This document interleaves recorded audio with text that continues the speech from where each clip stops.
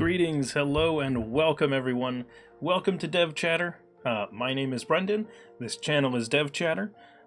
We are a community of people who are interested in software, and here on the stream we like to write code live on the stream, talk about it, discuss ideas.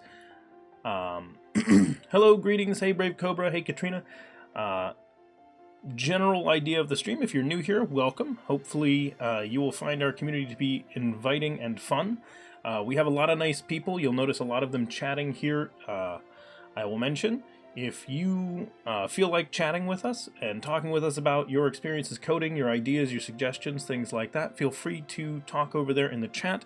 Or in addition, outside the stream, you can of course chat with us more over on Discord as well. Couple of points. If you are someone that would rather just sit in the back and watch and listen and see the conversations going on in the chat as well as here on the stream, that is totally fine as well. We appreciate anybody who in any way hangs out with us.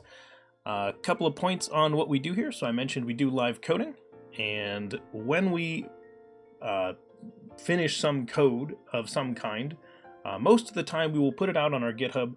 All the projects we work on are over there on GitHub at github.com/devchatter, and you can find all the source code for any of the projects we work on. Speaking of the projects we work on and being out on GitHub, let me go ahead and load up GitHub over here so that everyone can see it. The project that we have been working on lately on our stream is one that we call our Dev Streams project. Now, we called it this as kind of a temporary name because we don't know exactly what we want to call it, but the idea is that we want to have a place for the community to, I guess, be able to find and collaborate as a I guess, community of dev streams, whether the streams be the streamers themselves or the viewers. So that's why I kind of went with the generic name there of dev streams instead of dev streamers, because it's really that it's about all involved parties, the viewers and as well as the streamers. So the content obviously on the site is going to be streams that you're interested in finding, and we are also going to be doing things like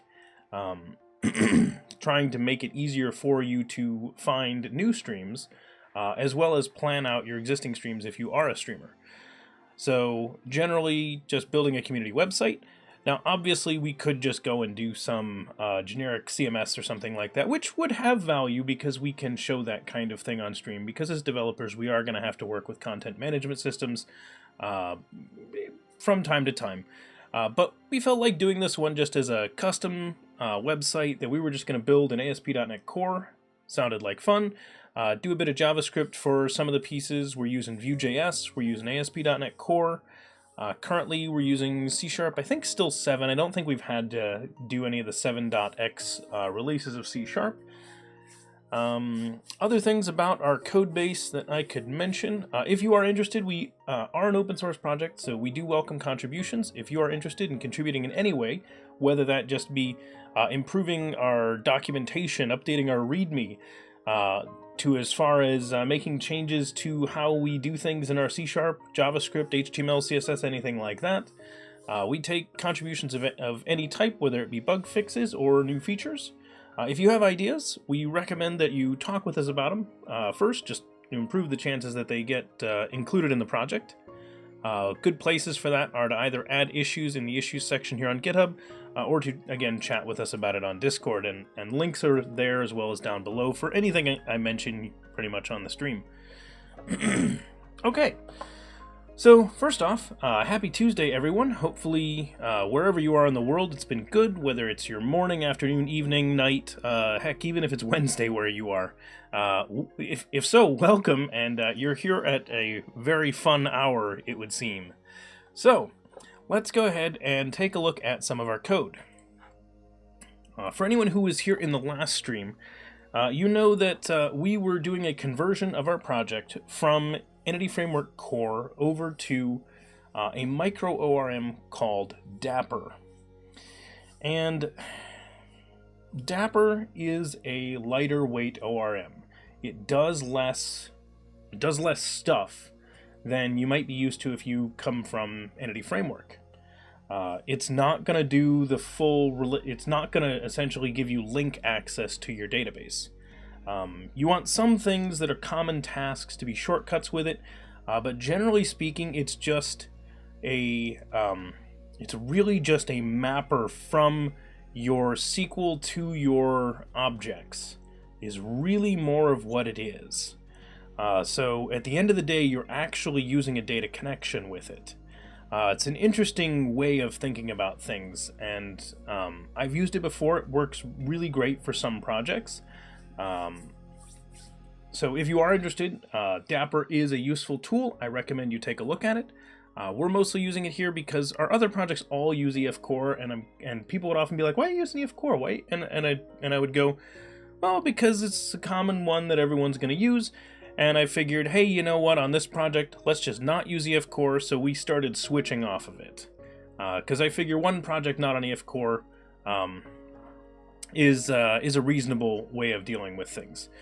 So they're all good solutions, and I wanted to make sure in our set of projects that we have an example that's not EF Core, so this is our non-EF Core project. And yes, Brave Cobra. So the interesting thing is, yes, Dapper is definitely limited in what it can do and where you should use it. I wouldn't use Dapper necessarily for certain types of projects and certain types of work.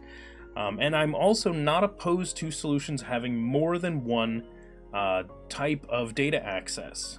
I'm not opposed to that as long as you maintain it well, keep it separated, and have good reasons for why you're using each ORM if you are going to use more than one.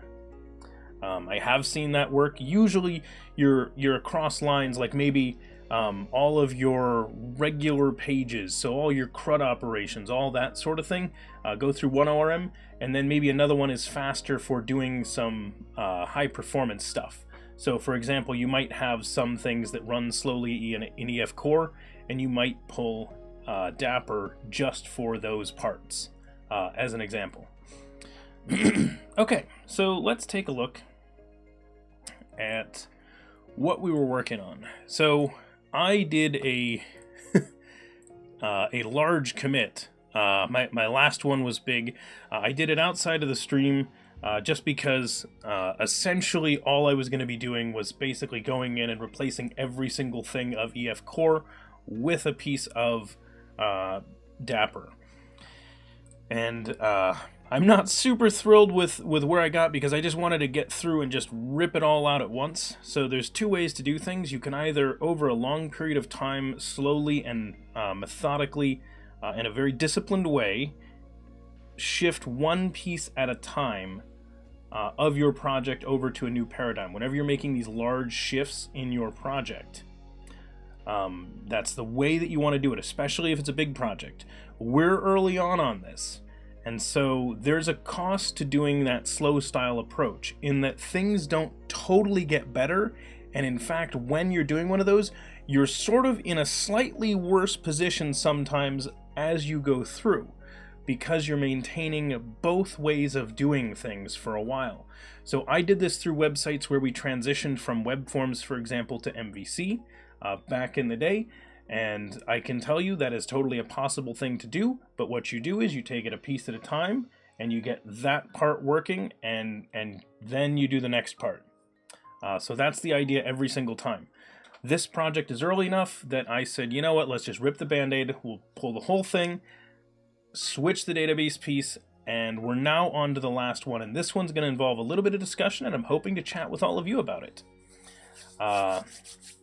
And S&B, sometimes EF is overblown. Yes, so S&B is totally correct. If you really are, so if you're doing some projects where you have messaging and things like that, and you have separate processes running different things, and just needing a little bit of data access, pulling EF is sometimes overkill for that, when you could much more easily just, run Dapper to just connect to some models and deal with it. Again, it depends on your circumstances. Keperlit, welcome, hello, greetings. So, what I wanted to talk about today, I mentioned that there was something that we wanted to look at, and that is actually sort of two things. And I want to I'm going to show the documentation for both, and we're going to talk about them. So first off, the big change that we still need to do. So I ripped out all of our EF core code and put in the Dapper code. It's not going to work. I know it's not going to work. All I did was rip it out and replace it. We're not done yet, because I've pulled the code, but I haven't done everything. Hey, Coated Beard, welcome. The thing that we haven't... So there's a couple of big things that we haven't done yet. I am going to slightly change the model of our data, because we're early enough in the project that I can get away with this. I can get us a new database, and so as part of that, I want to get us a new database change management system. And the reason is, if we're not using EF, I don't want to use EF migrations. That's not to say that you can't still use EF migrations, because you can use EF migrations, even if you are not using EF. So we could do .NET Core application with Dapper to do all the data access and do the migrations in EF Core, and that's totally fine. But I don't want to do that because that feels weird. It feels really weird to have the migrations in there if we're not doing EF Core.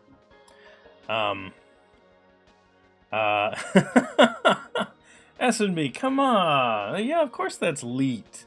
That's geez, that's like 80s lingo. Although maybe that's just among us nerds that were like, oh man, wow, my brain won't even come up with a name. I literally drank a Jolt. That's the name. I was gonna say, I was a professional developer working at a company that literally, because I drank Jolt, they special ordered Jolt and had supplies of Jolt in the office. So when your programmer drinks Jolt Cola, you bring Jolt Cola. I will get you all those links, like what Brave Cobra just posted there. Kate's using Dapper is kind of like using MySQL. It's probably the most performant, but that last 5% takes so much work. That's fair. That's fair. But again, I want to show it because I want to be able to have some stuff here for people to look at. Yeah, and he spelled noob correctly too, S&B. I should say Fishing Dev, S&B spelled it correctly. Yes, those are the words. When I was a wee lad, I said elite. Ah, there you go, Fuel Snable, yeah. Some people do say elite. And that's a slightly different one. That'd be 31337. Okay, so here's the one we're looking at. I'm going to go ahead and put these links. Brave Cobra posted one of them. I'll post the other one. So DBUP is one of the ones we're looking at, and Fluent Migrations is the other one we're looking at. Now, there are 3 scenarios, I think? 3 main scenarios that we want to cover in this, and actually I'm just going to put them up here on a notepad so we remember to talk about each one. So scenario number 1, developer, database, migrations, updates. Okay, so as a developer on the project, I need to be able to update my database to, with new versions as we go. So just regular updating of the database. I want to be able to have a continuous build run the updates. So there needs to be a way for a developer to run the updates locally for local development. I should say locally. Continuous build to run the updates. And lastly is the special case that I would like to be able to do if we can make it work nicely. And this may influence our decision for which one we use, though I'm not sure if any of them are really going to push us out of this, or if we'll just be in a non-standard scenario with them. The last one is this. Integration, test, database, deploy. So this last one is the more interesting one. So obviously, if I run this these migrations locally, it can definitely update my local database. So we want to consider, how does that workflow work when we're adding in new versions? the next thing we need to consider is, if we're going to put this somewhere, we're going to have an automated build. How easy is it going to be to make sure that our continuous build runs these updates? And that continuous build might end up being just in application startup that it runs the migrations. And it's a dangerous thing to do, but I'm not totally against it. And then lastly, the integration tests. I would like to be able to make sure that we can point this at another database so that when we run integration tests, we can have either a real or a fake in-memory database, or like a SQLite database or something like that. So I believe that they can all do this. But if any of these scenarios end up as a deal breaker, end up not working in some significant way on one of these, then I am going to toss it for that. So first off, let's take a look at these two. I sort of narrowed down to these because I think they're two good ones and they take different approaches. So let's discuss. So Fluent Migrations, obviously this was not... as many of you probably know, in my Visual Studio, I keep the font, I keep everything zoomed in so the fonts are nice and big so you can see it on the stream. This web page wasn't like that, so zoomed in a little bit so you can see it. Fluent Migrations. Here's the way it works. This is designed to use a Fluent syntax, which you'll see me use Fluent syntaxes a lot on our stream. I like Fluent syntaxes, but again, this comes down to preference. I do like them for a handful of reasons, but what we end up with, and here's the things I like about it. In this, we're defining C# code as our migrations, which has some benefits and drawbacks. One of the benefits is that this is just kind of baked into the package, so you don't end up with any weird things of like making sure that people put these scripts in the right place, and other things like that, and making sure that all the source went with it, because this is going to be in the DLL. So that's one of the advantages of having it in code like this. One of the other ones is you often have some kind of a unique ID on your migration, which is nice because you can't end up with any kind of like, oh, the file got moved, so we don't consider it the same file anymore, things like that. So like if someone wanted to like put a couple of the files in a folder, the migration scripts aren't suddenly going to think this is a new one. It's not. So here's essentially the way it works. It has an up and a down, and these two methods are, the up is what is called when your database needs to run this update. So this update is needed. This is the change to add the new stuff to the database. If for some reason you need to downgrade your database and roll back one of these changes, it will run the down. And so that means that by default, the way that this is designed is you're supposed to define how you go up and how you go down with each one of these. And we'll go over the specifics in a minute. So that's the basics of how Fluent Migrations works. Let's take a look at what it looks like when we use DBUP. This is another one that I like, and I've used a handful of other database change management systems in the past. Trying to remember the names of them. Like long time ago, I used Tarantino. They used to have, well, actually, I think they still do have the database projects in Visual Studio, but I don't use those anymore. I don't know if they've gotten better, but they had a lot of problems in the past. They've probably gotten better. Okay, so DBUP works differently. DBUP is designed to use SQL scripts. So if we look at what's here on this page, we'll just zoom in a little bit so you can all see this. This is showing a Solution Explorer inside of a console, and we're seeing a console application with a group of scripts that are all just numbered.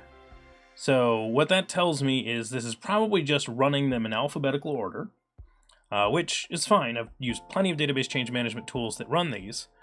And then we put this inside of our program.cs, it looks like, and it essentially looks like they're suggesting you take this in as an argument, And instead of hard coding this, I would pull that from a config file, but I would allow someone to specify a different location. So the thing I like about this, they're using a console application, passing in the arguments. What I like here is that that definitely would work in a scenario where you needed to run this on an integration server or continuous deployment server, something along those lines. Ace Dual Penner and Diceman? Either way, hopefully one of those was right. Welcome, and yeah, it might look a little bit like Laravel. A lot of systems use the same types of concepts for these things. So it looks like you create an upgrader and say, hey, the scripts are going to be in this assembly. Looks like these are all defined as embedded resources. So these scripts should end up in it, and then it runs them and prints out whether or not it's successful or not. So this looks like dead simple, it's not going to mess up kind of approach, where it's basically just going to run SQL. Brave Cobra. Fluent Migrator is a CLI tool as well as a .NET tool. Brave Cobra, yeah. But obviously, if you can run it in .NET, you could just make a console application and run it as well. So yes, it should handle both scenarios. So I like both ways. I think either one can work. I'm leaning towards Fluent Migrations over DBUP, but I wanted to show the two because they're two very different approaches. The other challenge is I'm not sure how you'd do a rollback on this one, because I don't see them mentioning ways of don't see any mentions of a down script in this.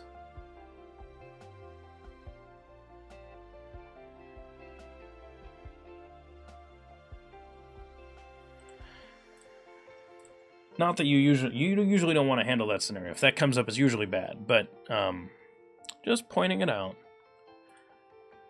So looking at this, it has a Fluent Migrator package for running it, for setting up the migrations. One that's defined for execution. SQLite. Okay.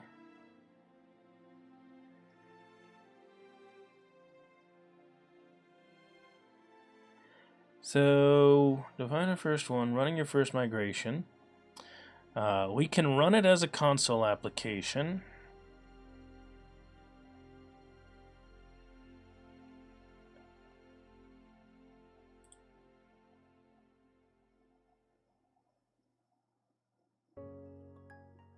Huh. Weird. So it has its own CLI if you want to run it outside of your application. But it seems to me like we will probably run this by default straight in our app.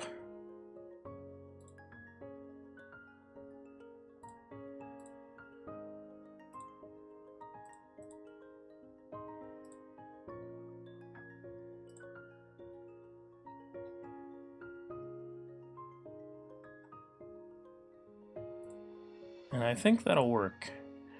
How did this run? Configure runner, add SQLite with global connection string. Data source test DB. Yeah, I think the SQLite approach might end up being a good one, because that might be how we can get away with running our integration tests. We'll have to take a look. All right. First off, hey Andre, and welcome. Stool Penner has chocolate cake and cookies. Ooh, nice. Sometimes during the migration, we need not only update the DB structure, but data in it too, and sometimes it cannot be done by SQL queries. So I Fluent Migrator. Yeah. So the funny thing, Andre, is I was actually going to say one of the things I like about the SQL approach is that you pretty much always can add it in there, but then it ends up in your migration scripts, which is a little bit weird.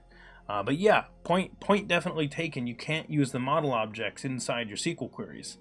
Andrew, hey, greetings, welcome. Open Window 365. Am I going to use just SQL statements from Dapper or stored procedures too? I think we're probably going to end up having to use, and I'm going to say stored procedures, even though it might not end up being stored procedures. But what I mean by that is we're going to have some kind of code in our database in order to do some of this work.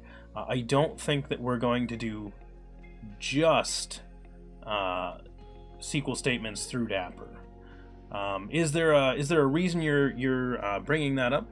I know Dapper supports stored procs. Wondering how to include them in the database update scripts. Yes, so Open Window 365. If we are doing these SQL migrations from DBUP, we can definitely do that because it's just SQL. I'm not sure how Fluent Migrations is going to do that, but let's take a look. And Andrew, Andrew. I was reading Andre and then I saw Andrew. Andrew, welcome. Thanks for that follow, much appreciated. And Brandon, hey, greetings, welcome, happy Tuesday. Hi. S&B, it is not rigged. Vix, hello, welcome, greetings. What happened to your stream last week? Ace Flames here. I was sick.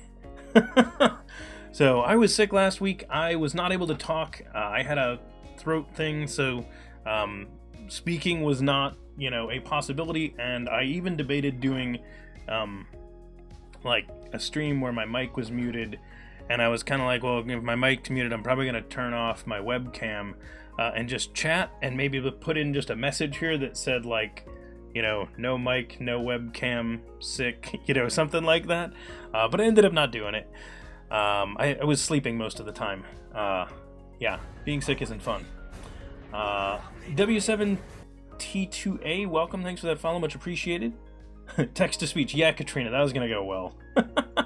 And yes, Ace Flames here. I'm definitely much better than I was last week. Throat's still kind of, but I can talk now, so we're all good there. Let's take a look, because you brought up a really, really great point, Open Window 365. Yeah, that's a good... So the funny thing, Stoolpenner, I thought about asking to see if I had a moderator that just wanted to be my voice for a stream. Because I figured, like, if I'm just writing code, someone could probably talk about what I'm writing. It would be like, like a commentator in like a sporting event, something like that. Just talking about that sort of thing. It'd be kind of funny, just describing what someone's doing as they code. It's like having a commentator. It'd be good. Database functions as default value. Database functions create to call this a default value. That okay, right? Yeah.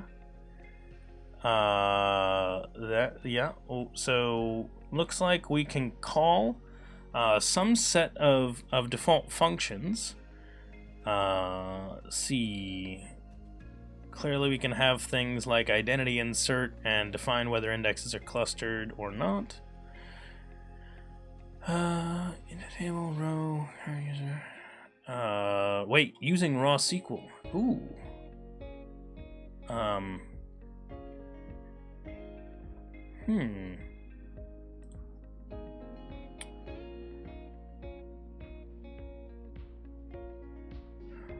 Auto-reversing migrations are migrations that only contain an up command. Hey, the Michael Jolly!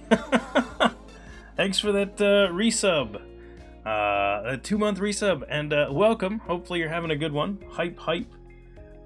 Micro or Morgan Freeman. Oh, yeah. Fishing Dev. I totally need Morgan Freeman to commentate for this. Gilbert Gottfried. Oh, my God. If I could do a Gilbert Gottfried impression, I would agree with you completely. And yes, definitely need him to commentate some live coding. That would be awesome. How do you consume a method in C# without using a web service or a web API? Consuming in JavaScript? Take a look at SignalR. We use it in a lot of our projects. It's not so. It's not exactly a web API, web service type scenario, but it's kind of like that. But if you're, how can you consume some method in C# without using a web service? Consuming in Java. Yeah, if you want JavaScript to be able to call C# code that's running on a web server, I assume you mean running on a web server. You run the SignalR. If you don't want to use a web API, I mean, there are other ways to communicate between applications too, but it's effectively so a lot of times we sort of lie about this. This is so I apologize for sort of going off topic here for a second, everyone, but we kind of misinterpret this almost as developers because of something about the way that we package things. And I was about to mention this, I kind of want to bring it up. Almost everyone here, so we're building this website, this DevStreams website. Almost every one of us here would call this like one, this thing. Obviously I've got multiple projects, but we would say that this is the web application, but it's sort of two applications, and that's what's weird about it. There's like the server application and the client application. It happens that you request the client application from the server, but that's irrelevant to the fact that once it's running in your browser, I mean, it's running. You can have a full application doing, whatever. I mean, think about some of the games we made. Like if you pull down the code and you run Tetris locally, you're playing Tetris. Tetris is the application running on the client in the browser. They have no communication with the server. It's effectively two applications. So it's an interesting concept because there's not, as far as your website's concerned, it doesn't really care whether it's a console app talking to it, another UI application in Windows, whether it's another website. I mean, it does care about those things, and it can, it does, but realistically, you can still have that type of communication. So it's an interesting idea. Sorry for going off on that tangent. I just wanted to talk about it because it's a really cool idea. Welcome, Jay Newman. Thanks for that follow, much appreciated. You were doing an app in Electron with Node, and you want to use a method in C#, but without using a web API or web service. Wait, what is it? So, a method in C#, does that mean that you have like a C# DLL that has code in it, and you want to include that in your Electron application? Because I'm not sure how to just straight run .NET code from an Electron application. That'd be a question for Ken's. I now wonder.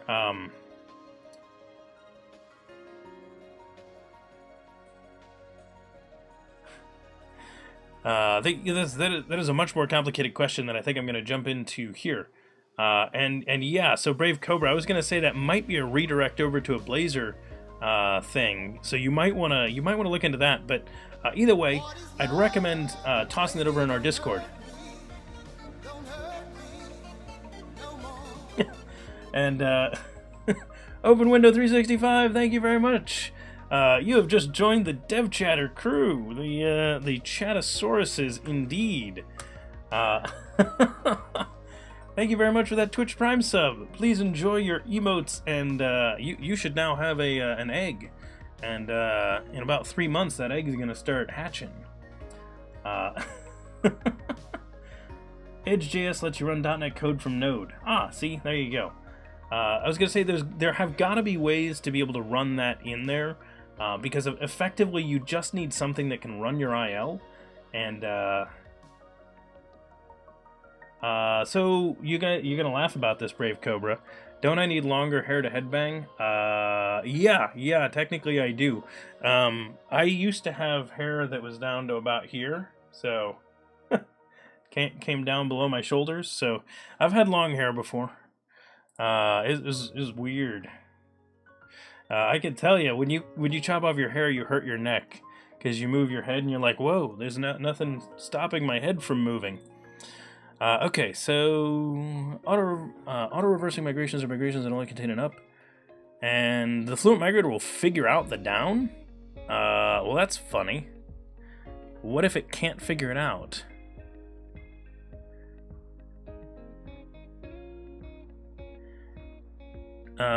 Expressions that are actually supported for auto-reversing. So if you're creating tables, columns, indexes, and things like that, you do not have to write the down. It will figure it out automatically. That's cool. This node means that each migration is run in its own transaction and allows selected migrations to be run with no transaction. Okay. Transaction per session.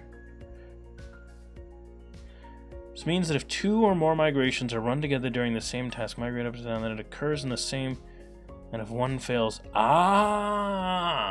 okay, so it sounds to me the default value is default, which means it will be run in a transaction. Okay, good.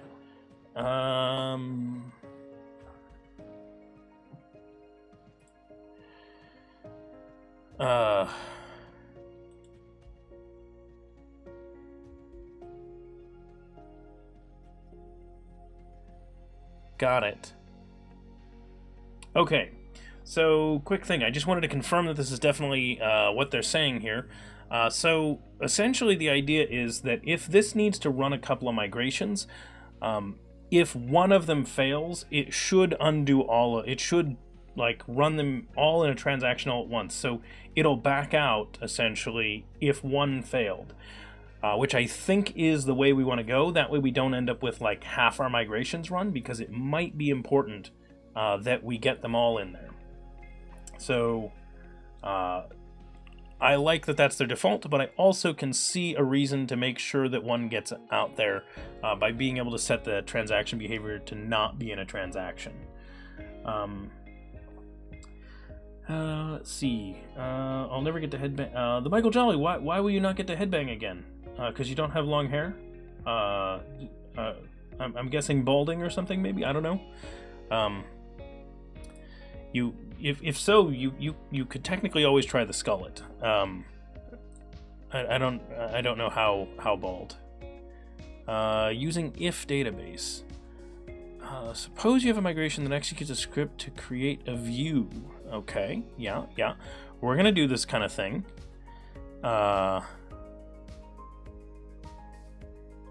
So you can't. So if you need to, you can call out to SQL. However, the project needs to create some views.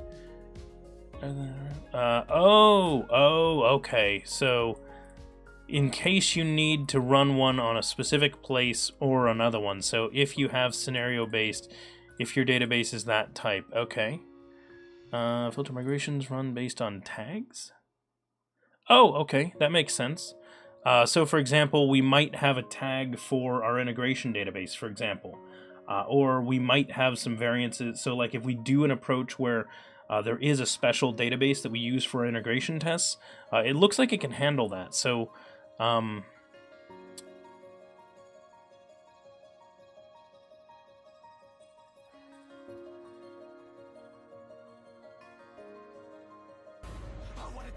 branch year number. Oh, that's kind of cool.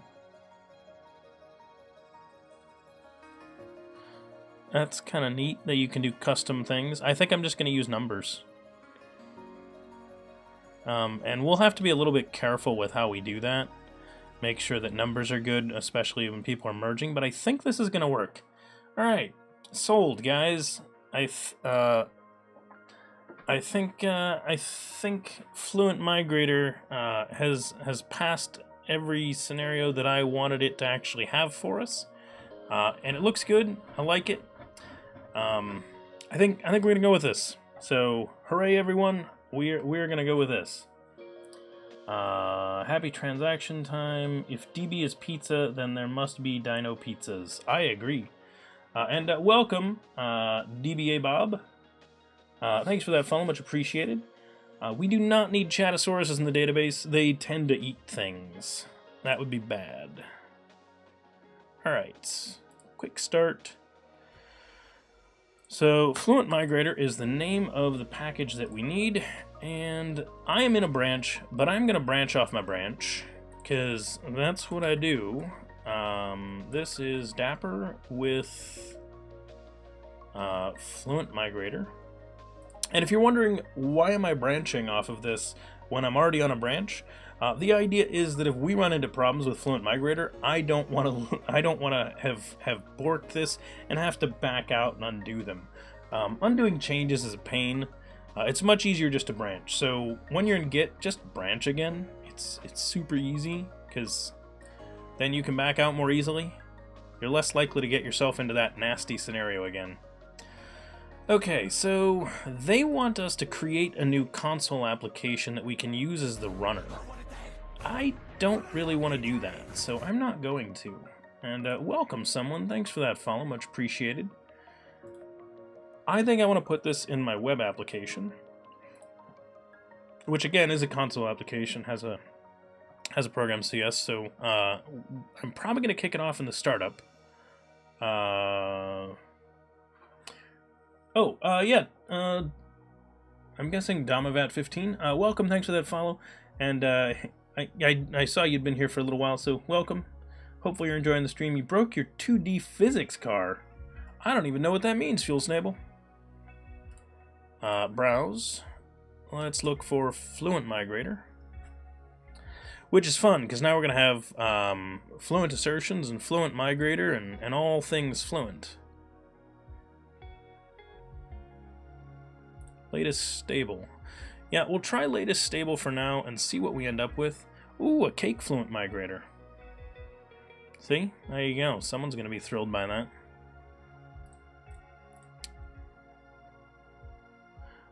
Dino Pizza? I don't know.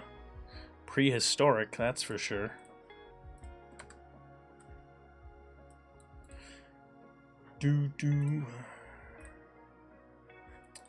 Alright, so in theory we have this. Let's go ahead and build our project. You're trying to implement a simple 2D car physics. 2D like top-down, 2D where it's driving and sliding around things kind of physics, where you're dealing mostly with the friction of like, and you know, maintaining momentum, dealing with inertia and things like that, Fuel Snable? Or are you talking like a side view like thing where the car physics is like more the gravity style, still some friction and things like that, and obviously still the other parts, but like, I guess I'm wondering, what do you mean by 2D? There's two 2Ds for like cars, because there's like the, you know, this, and then there's the one that's moving around as a point on a thing. Top down, yeah, okay. Either way, it's a fun concept. Let's see. So when it runs these, how does it know which ones to run? So we come over here, we say update database. Update database is going to be a method, and we're going to say iService provider, get required services, iMigrator runner, migrate up. How do we tell it where the migration scripts are? Define the assembly containing the migrations. Perfect. All right. So here's what we're going to do. We are going to make an assembly that is just going to have those migrations. So that, I think, is the answer here. Netcore. Hang on.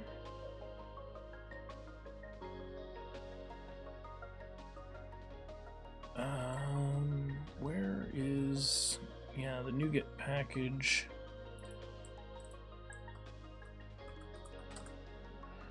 We're going to go here, Fluent Migrator Package. Dependencies, Net Framework, Net Standard 2. Perfect. Net Standard, class library. This is going to be DevChatter, Dev Streams. We'll call that database. So there we go. Vegan dinos. Our Chatosaurus is certainly not. I mean, have you seen this guy? Does that look like a vegetarian to you? That guy's eating his own tongue. It was a joke about her. It was our derpy guy. See, here is that guy. Okay, so let's go ahead and manage NuGet packages. Fluent Migrator in the browse window instead of the installed, and install that. So we're going to put that in this project as well. We might be able to get away with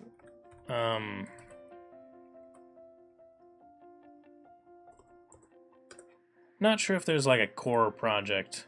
What are the dependencies of this? No. I think this is the base one. All right, we'll include it. Herp-a-derp. DevChatter. All right, let's go ahead and bring this in. Oops, bring that back. So we need to create our first migrator. So first migration. This is not our migration. So insert our first migration that is not this year. What month is this? This is February. Today is the 19th. And it is, what, 3, 15, 20? 2002, roughly speaking, UTC. 2003, we'll say, since it just flipped. I probably did that hour wrong, but it doesn't really matter that much. Alternately, I could just zero this out instead of using a date. Or I could even number them for today.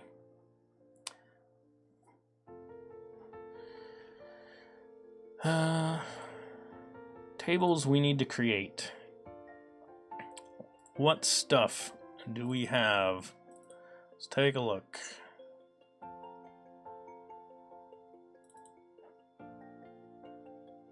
Channel does not have links to tags. Scheduled stream IDs are not linked here. So this is a standalone table. All right, cool. So I don't like adding tables. So this is phrased as adding a table. I create tables and I add columns. That's the nomenclature I use. If that's not the one you use, find one that you use and try to be consistent with it, as it'll help you find things in the future, especially when you're doing migrations. So by saying create channel table, I know to just look for the creates, and I'm like, oh, that's creating that's gonna be creating a table of some kind. Probably it could be creating stored procedure or something like that, but create means I'm creating a whole new like thing in the database to me, whereas adding is adding a piece onto an existing thing in the database. So that's usually the nomenclature I use, and in this case, again, following some other consistent naming that I like to do in programming, I use add when I'm modifying an existing thing, and I'll use something like with if I'm going to take that, create a copy that has a variation. So if I say did a time, if I was using a date time thing, and I think this is actually the naming that Notatime uses as well, it's like it's a builder style of thing, where you say like date time dot today, and then you could say like with something else. I think Notatime says plus this, so like plus minutes instead of add minutes, because they're not changing the existing one. They're coming up with a new value that's that one plus this other value. So that's the concept, is trying to be careful with naming to convey additional information to a future reader. Sharky, do you think it is bad practice to use auto migrations on the early development stage of an app? Sharky, what do you mean by auto migrations? Do you mean like AutoMapper? Or do you mean like having it automatically create these tables for me? Because I could go either way on the creating of tables. I don't have a strong preference on that one. I usually feel like pulling in a tool like AutoMapper right off the bat is a little overkill. But if that's what you mean.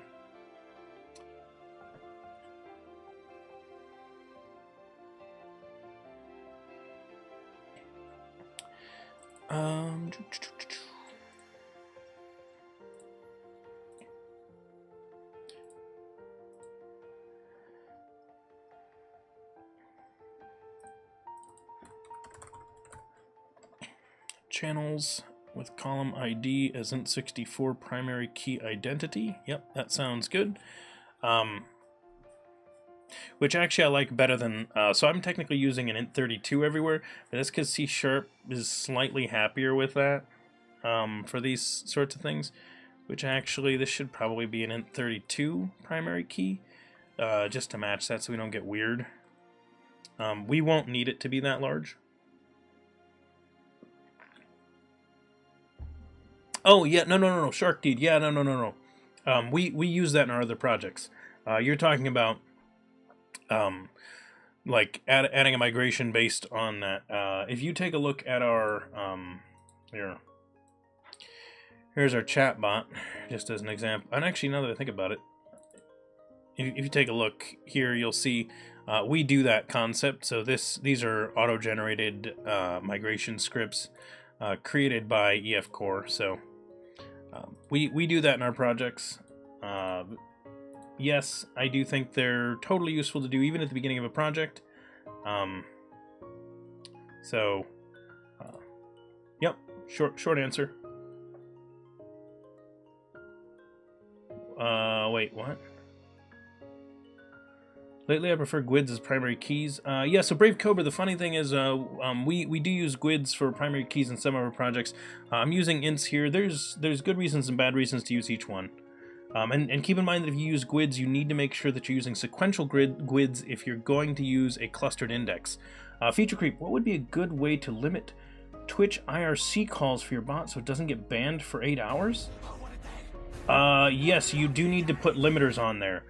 That is the way you want to do it. So TwitchLib, for example, I know has limiters in place so that bots don't get banned if you're using TwitchLib, which is a library that you can pull in C# to connect to Twitch. But yes, so tossing commands into a queue, just generally speaking. So what I would actually recommend is instead of saying if it can't run, put it in the queue, I would put them all into the queue and then let the rate limiter decide when to run them.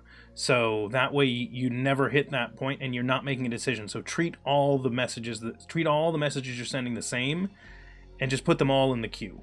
So that would be the one suggestion that I would make, feature creep, on that one. Those are not automated. EF doesn't even create them. The ones where I just type in a command and EF creates them? Yeah, those ones are. These ones we're making here are not.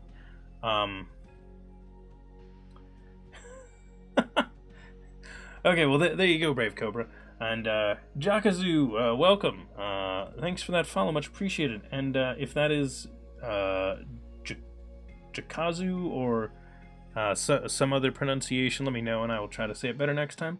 And that goes for anybody. If I'm saying your name wrong, let me know and I will try to say it better next time. So here's what we're going to do. I am going to pull up channel next to this. So we're going to go ahead and split screen this for a second. Just so that I make sure that I get all these bits that I need here.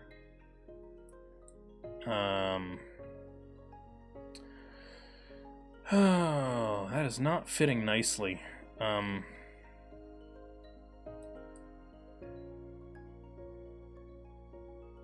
It's really just this one that's ugly. Anyway,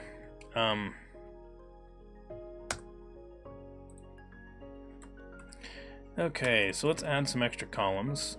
So what do we have? We don't have text. We have name. We have URI. And I think those are reasonable. Like a channel has a name, a channel has a URI. A channel has a country code. Country code. I can type, I promise. And it has a time zone ID. Do we have anything else on it right now? No. Okay. So there we go. There's channel. Done. Next up after channel is, and I am going to let this delete, and I'm not doing any table prefixes or anything like that. This is going to be in its own table. It's not going to be shared. So I'm not terribly worried about it, and I don't think that our application is going to get so large that I'm going to worry about it. So I pluralize table names usually, and I use a singular name for the entities. Up to you how you want to do that. Let's see, not nullable, and with, I do not want a default value on that, not even an empty string. They need to specify that. If you don't give us your URI for your channel, this needs to be not nullable. We have to know the URI for your channel. The country code is also not nullable. And the time zone ID is not nullable either. None of these are foreign keys. We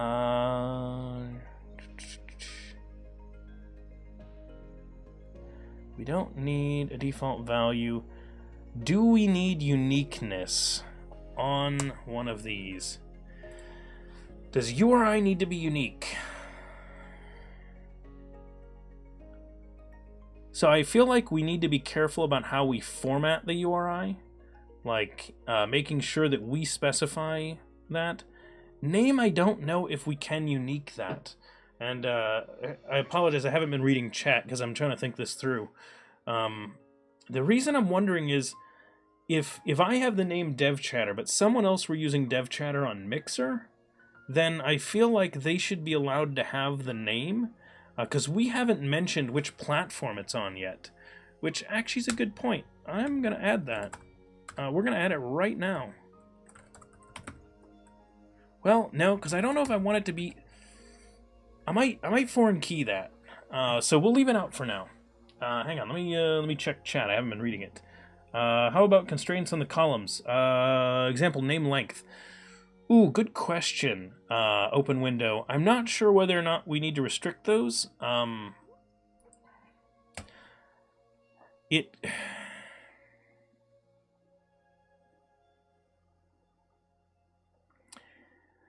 So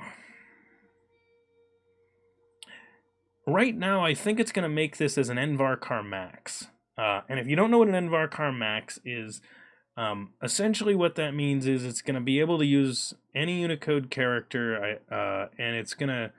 The varchar means that it takes a little bit of extra space, but the object will adjust based on the size you specified. If we said nvarchar like 255, we would have any Unicode character 255 characters.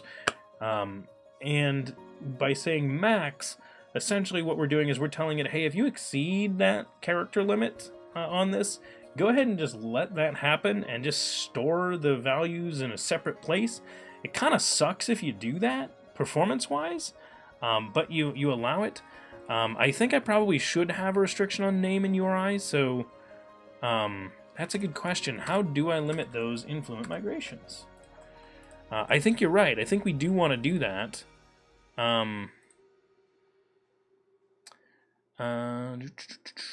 Basics, migrations, not nullable as in 32, as string 255. Okay. So if we do that as string, and then if I put the number in here, that limits the size. It looks like.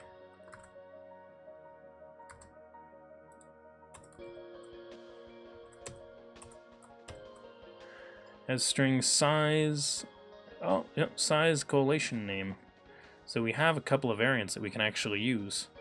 So,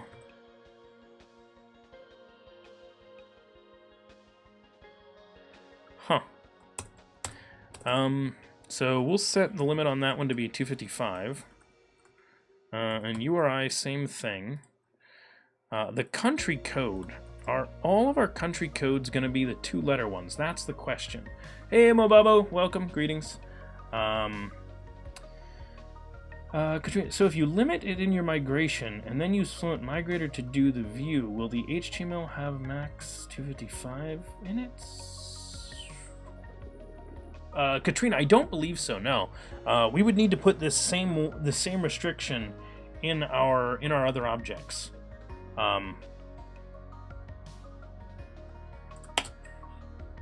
It doesn't. So the problem, Mags, I'm just guessing on that one, is ReSharper and Visual Studio fight sometimes, and it's fighting right now. So that's why I was having trouble with IntelliSense there. So 64 kilobytes is enough for everyone. I believe our country codes, are all country codes 2 letters?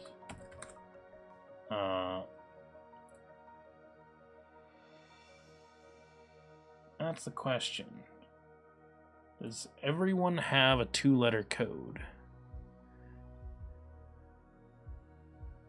And are they unique? I assume they have to be unique.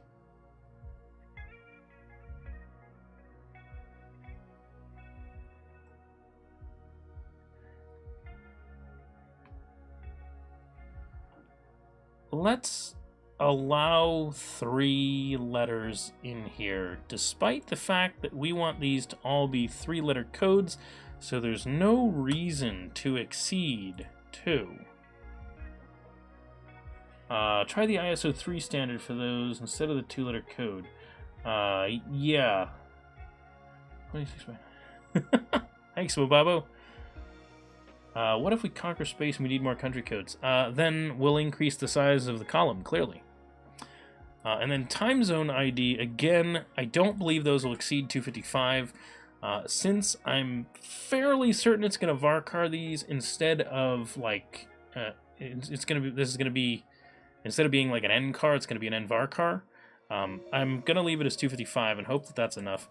I can't push myself to put a unique value on name just yet. Although maybe screw it. I'm going to. We're going to make it unique. We're going to make it unique. Specify the index. Do I need to...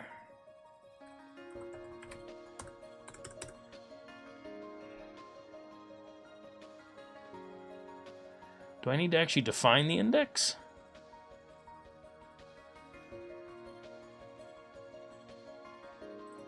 Let's try creating an index instead and see if that can make it unique. So we'll do this. So we'll create the table and then create an index. We'll create... Oh, that's fun. Hey, name! Awesome! Thanks! It got it. On column name. Ascending with options...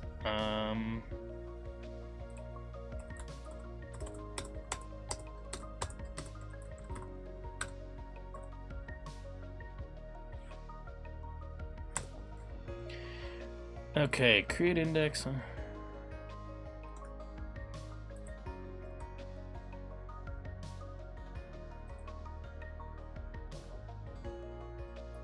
So we'll say with options unique, and then with options non-clustered, which I don't think I need to specify because I would hope that's the default, but maybe not. Stool Penner, did someone steal your cake and or cookies, or did you eat them?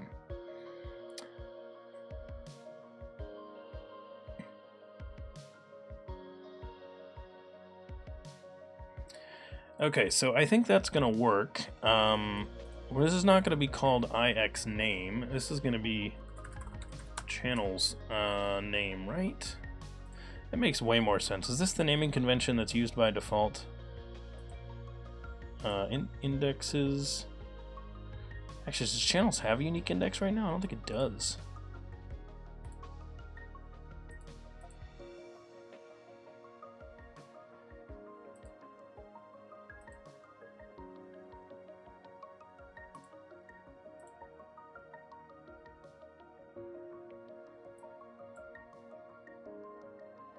Table name and then the values. Yeah, we're gonna do that. So index channels name. That's going to be the name of it. It's on channels name ascending with options unique, non-clustered. There we go. Okay, cool. Yeah, names aren't... Yeah, so that was the thing that kind of challenges me there, J. Mickey. Yeah, exactly. Names aren't unique. Exactly.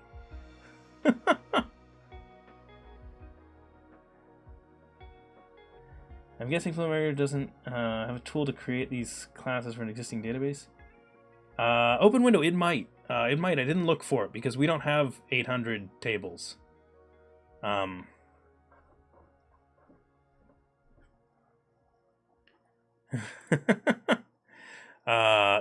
Good call. So we'll drop the unique. So we're dropping the unique.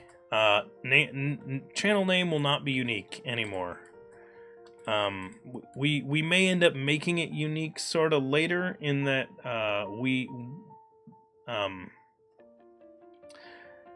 we might use some other value. We might use a display name or something else. We'll come up with that when we get there. I believe when you nuke the table, it's not going to have any problem. It's not going to complain that we didn't get rid of the index, because the index is on the table. So when we drop the table, it'll drop the index. So that is the first one. Create channel table. Let's do the exact same thing again. And actually, let's put these in a folder. So these are going to be in migrations.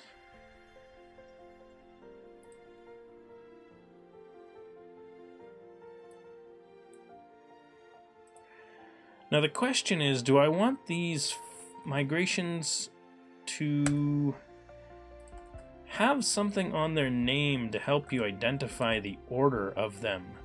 Because inside of this Solution Explorer, it's going to be hard to find the one you're looking for, if you are looking for one. Because you can't tell what order these run in, just based on having the migration here. I guess we won't worry about that. That's one of the concerns I have there, is that these files don't end up being ordered, but because we're using the class attribute here. Well, either way, not a big enough deal to worry too much about. So we're going to duplicate that and create the next one. So this one has a slightly different value. So that one will have this, and instead of creating channel table, we will create the tags table. And actually, I just realized that's wrong. That should be channels table.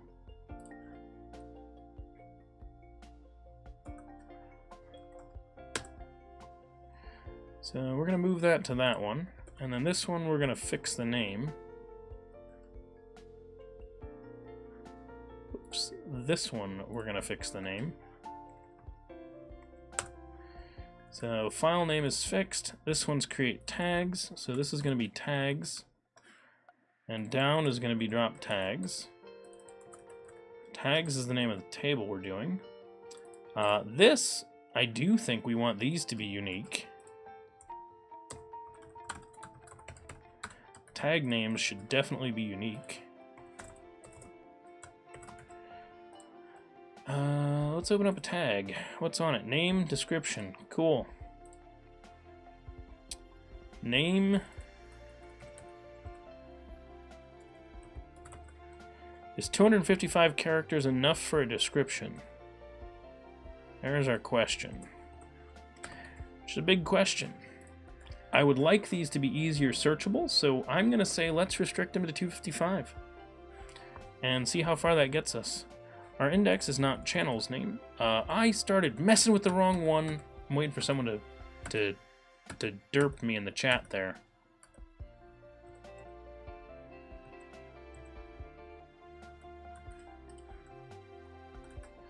Where's someone derping me in the chat? Tags, tags, tags. Tags. Name. Description.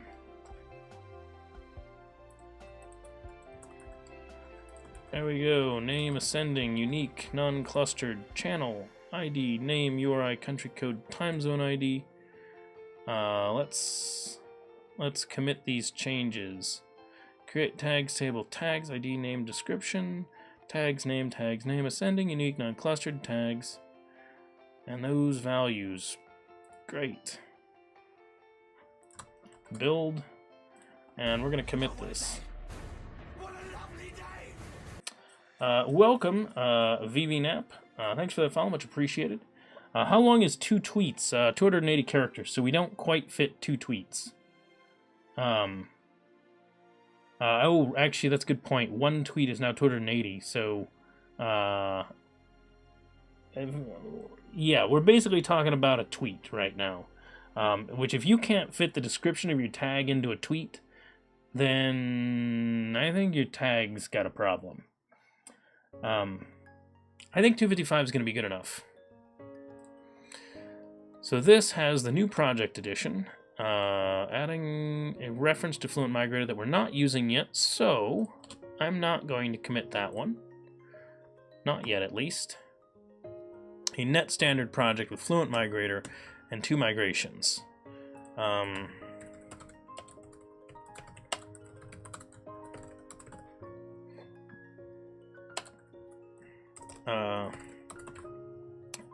Adding initial Fluent Migrator migrations. There we go. So now we have the tags and the channels tables created. The next tables we need, I want to do channel tag.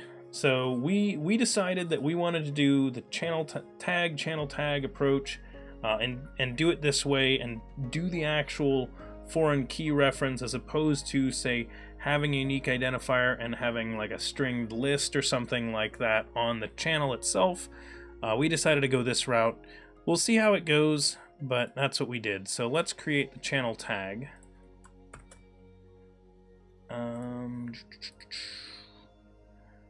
So we'll just dupe this one.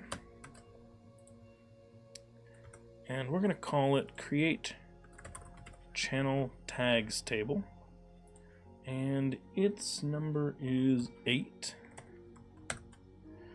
So we're going to put this in its own file as well. So there's our old tags one that we don't need anymore, so I'm going to close it so I don't mess it up.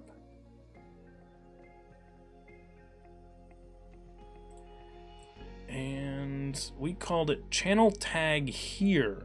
So this is what EF did for us. It made channel tag, and I don't think we had control of that name. Maybe we did, but I don't think so. I want to call it channel tags. Even though it's a mapping table, we're going to call it that. We might have we might want a unique constraint on this. Probably the 2 keys. Let's take a look at advanced topics.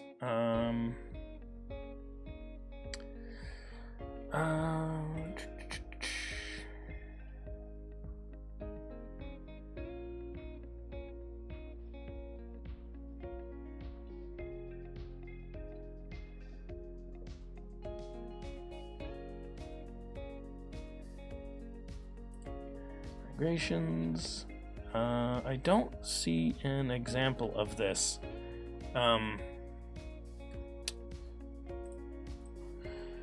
Let's try this.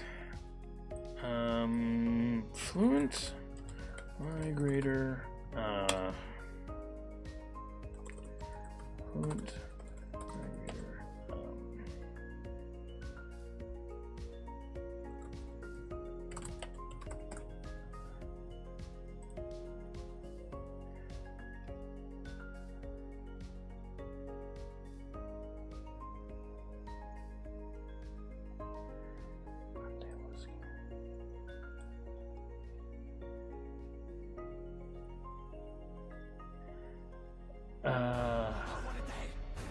What a lovely day!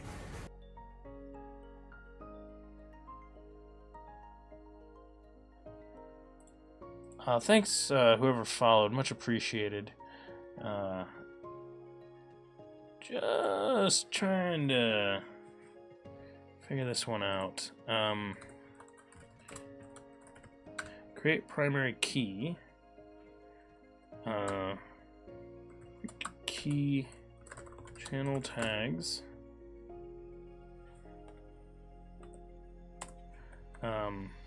On table channel tags. Then it's gonna be columns.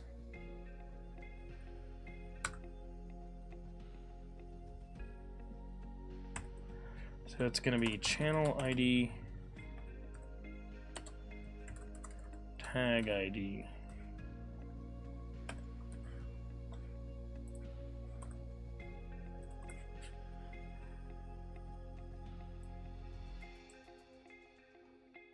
I think is how we want to do it. Maybe I'm crazy. The Dave Fulton, welcome. Thanks for that follow, much appreciated. And welcome everyone else who's in here. Thank you very much for hanging out with us today. I'm going to toss a couple of links in our chat for anyone that is new here. If you are, hi, welcome. My name is Brendan. This channel here is DevChatter. We do a lot of live coding and discussions on different things. We do recommend joining our Discord, as it's a good place to chat with me and the rest of the DevChatter crew. Outside of the stream, there are actually a lot of us over there that do chat about things from time to time. And I will also mention that our projects that we work on here are open source and out on GitHub, with a link there in the chat as well. The channel tags table is going to end up with a channel ID and a tag ID. And both of these are int32s. And they need to be defined as foreign keys. They're not identity.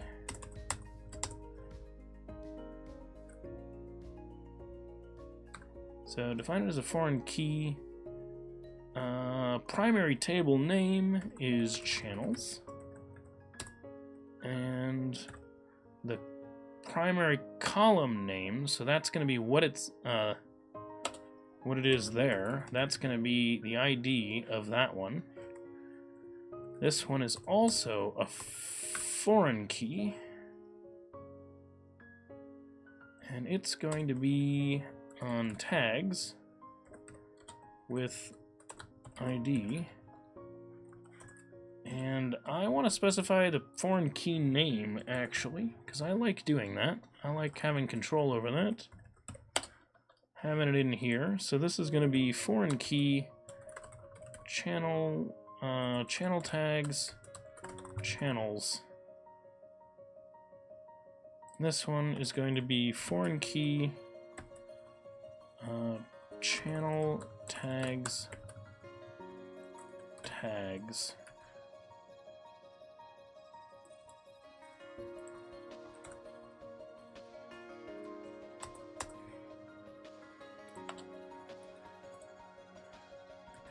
There we go. Brave Cobra, cascaded deletes. Yeah, I probably do want to have these cascading delete. That's a good question. Can Fluent Migrator do cascading deletes? I don't know if it can. But that is a great question. So let's see what it says. Nope. Maybe it's an advanced topic.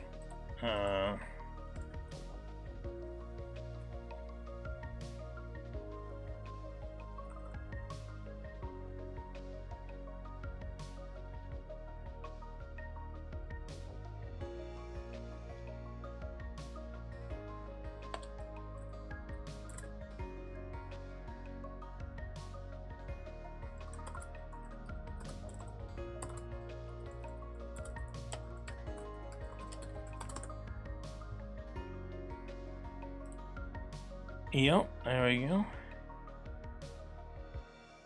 Looks like yes.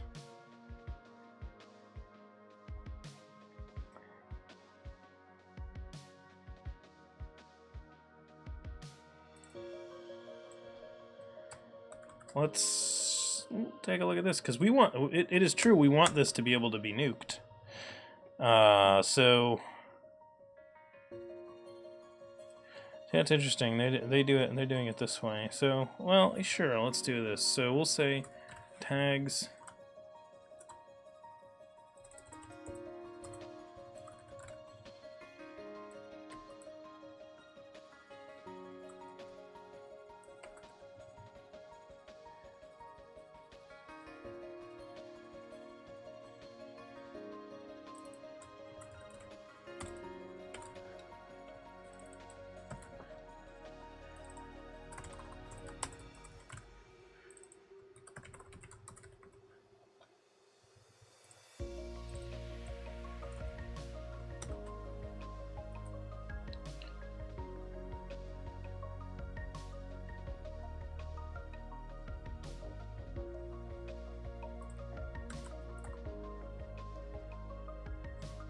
think we just want this to be the on-delete, not the on-delete or update rule.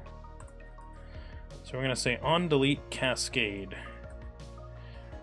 And actually, I'm going to use this name because I like this better. But, meh, I could see going either way on that.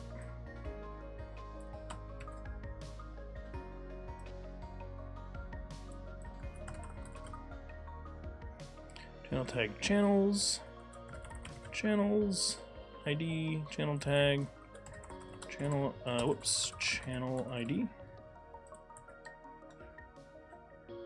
So then I don't need the foreign key on these, since it's defined there.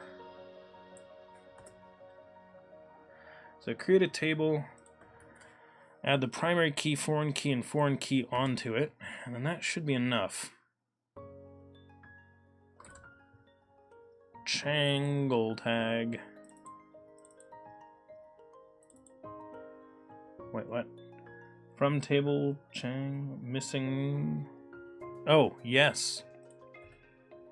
Good call. If I really wanted to be careful about that, I could extract that as a variable and then not worry about it, or pull it from somewhere else. Tag ID. We don't have description anymore. This is literally just channel ID and tag ID. That's all it is. Channel tags is what we get rid of.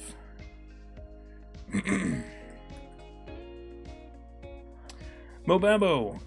Well, so in theory, you just do this whenever you create a new model object. So it really shouldn't be that hard for the most part normally.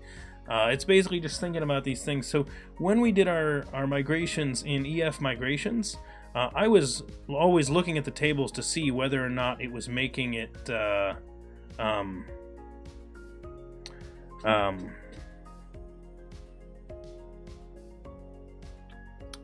a nullable object and other things like that. I was checking that before anyway. Brave Cobra, you have a comment about the key, and you'll notice that we already had we actually had that the dual primary key before. So our primary key was channel ID, tag ID. So that's actually the structure we already had. So nothing weird about that, Brave Cobra. It's just so that it has a primary key mostly.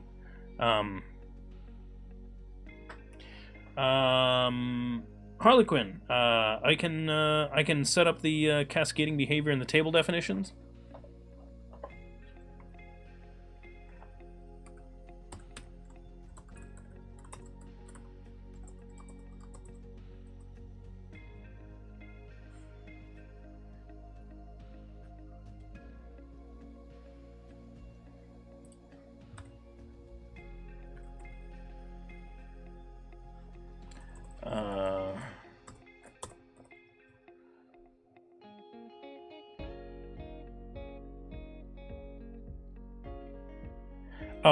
It probably on the key then, right?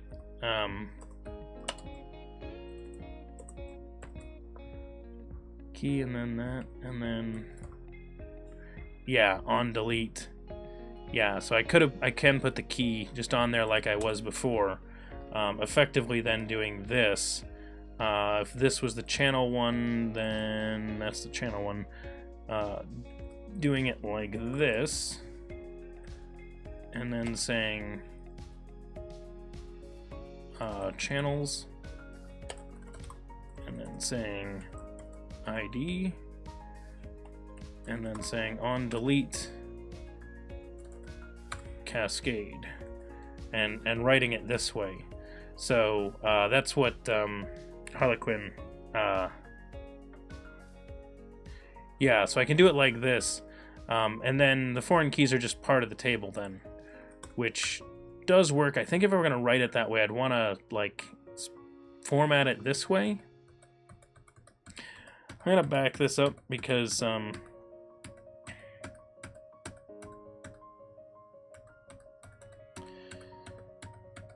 think just because of the way it organizes them, I am going to do the foreign keys separately instead of defining them on there. it takes up more space this way, but so you don't see it in the definition. It's tough. I don't know.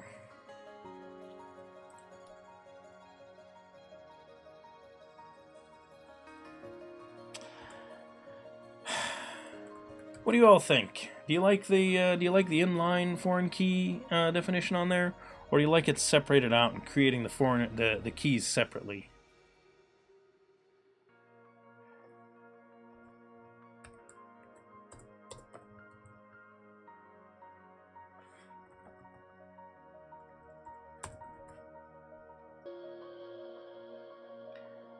J Mickey, you like it the way we've got it now? SMB, so it sounds like SMB is leaning towards the way it is right now also. Okay, sounds good. Yeah, we'll keep it this way.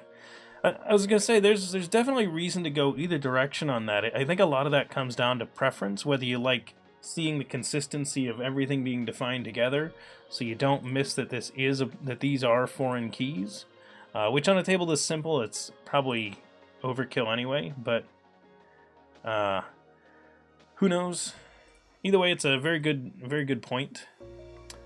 So this will have an automatic cascading delete, which means we don't need to deal with that. If someone gets rid of the channel or the tag, we will automatically lose the channel tag that was associated as well. And we are doing hard deletes on these. If you get rid of a tag or a channel, we're not soft deleting that today. Maybe we'll implement something like that in the future, but for now, no.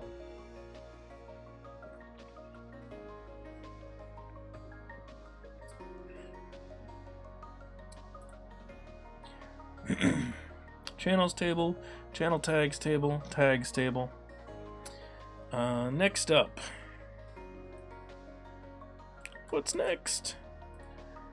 Channel tag, tags, scheduled stream and stream session.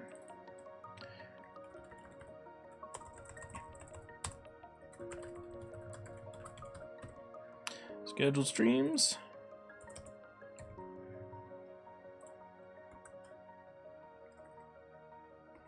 Move it to its own file.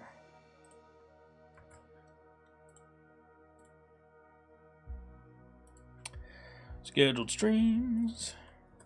Scheduled streams.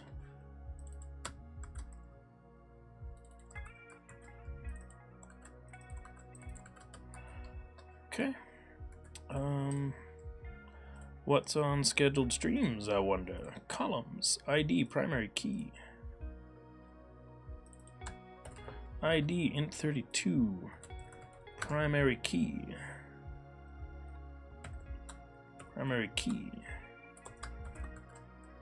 scheduled streams. Okay. Next thing, channel ID is a foreign key. Channel ID. That is a foreign key, which we'll define in a second. We don't need that one, since we're going to define that primary key in line, since it's not a composite of two columns. Developers. Hey! Dear Albert Live, welcome! You made it again! Greetings, everyone! Welcome, everyone that was watching Albert's stream. Yes, thank you for answering that question, J. Mickey. We are setting up our migrations in Fluent Migrator right now. We're switching off of Entity Framework for Dapper, mostly just because we want to, do a different thing here on the stream and show something unique.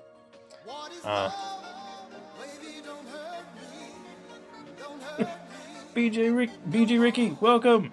That is 7 months. Nice, hype. Has definitely some hype in the chat. Thank you, SMB, for getting some hype in there. That is a 7-month Twitch Prime resub right there. So welcome, everyone. If you're new here, my name's Brendan. We love Chattosauruses. They are these derpy awesome dinosaurs. They're really cool. They help us write code. They're our pair programmers. Feel free to chime in with stuff in chat, help out, make suggestions. If you think I'm doing something crazy, tell me about it. Say, hey, why don't we do this instead? And I'll probably be like, that sounds good, let's do that. So 255 for now. Day of week. And day of week. What are we storing those as? Let me view data. I swear that's like the oh, it's the actual word. Okay, cool. Yeah, that's fine.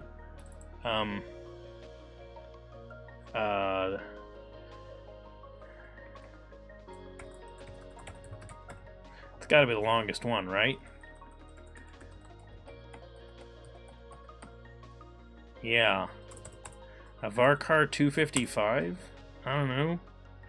Sure, it's probably gonna be a Varchar. So I don't know for certain, but I'm betting it's a Varchar. So there's not really a penalty to making it larger, not really. And I don't know why I would, but I don't know. We'll do it. Day of week. It's a 255. Let's see. S&B. Yeah, I found them here on chat. I don't think anybody will miss them. Oh, found the cookies. Nice. And yes. Hey, James. Greetings. Hi. And yes.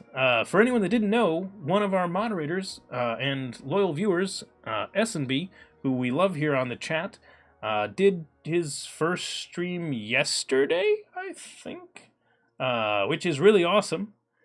So sadly I missed it, but I do want to get to your future ones, and definitely want to make sure we support that, because S&B is awesome.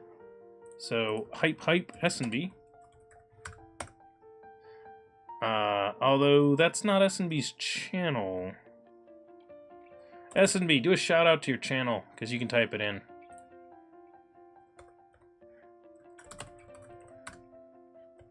Codebase Alpha. Yeah, well, yes, it's Codebase Alpha, but you can do a shout out to it. Just do an exclamation point SO code. Yeah, like what Stoolpenner just did. There you go. And then S&B did again.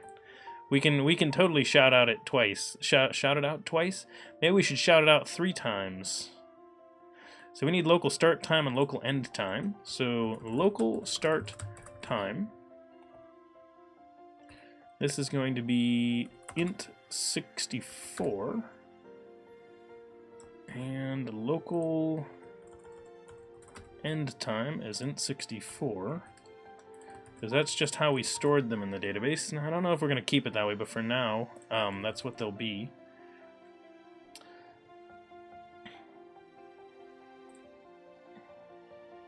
That's a foreign key. So our foreign key is going to be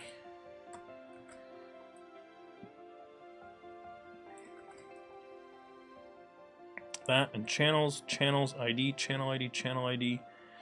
If you delete the channel, we delete the scheduled streams. That is correct. We have the primary key. We have the foreign key. I'm wondering if we're eventually going to need indexes on these, but I don't know which ones we're going to need, so let's wait on that. So there's our scheduled stream. It's in there.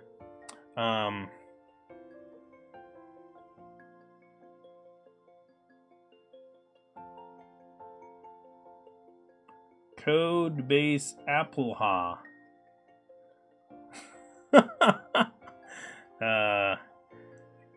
You ooped foal. Nice. That's good. So second link there, Codebase Alpha is the name of S&B's stream. For anyone that didn't notice, we are so a lot of us that have been streaming for a long time. This stream's been going for over a year now. We've been trying to build up the developer streaming community really as much as we can over this past year. So it's been quite good so far. The response that we've gotten. Just the number of people that are watching streams has rapidly increased. So we are thrilled by that.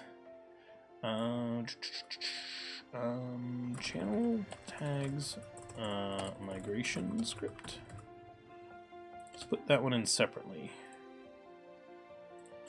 And scheduled stream streams migration script. Okay. Next up, duplicate this and update the number to that one. And this one, instead of create scheduled streams table, is going to be create stream sessions. And please move to your own file. So let's get rid of scheduled streams. We have stream sessions. Scheduled streams, stream sessions, and this should be the last of these.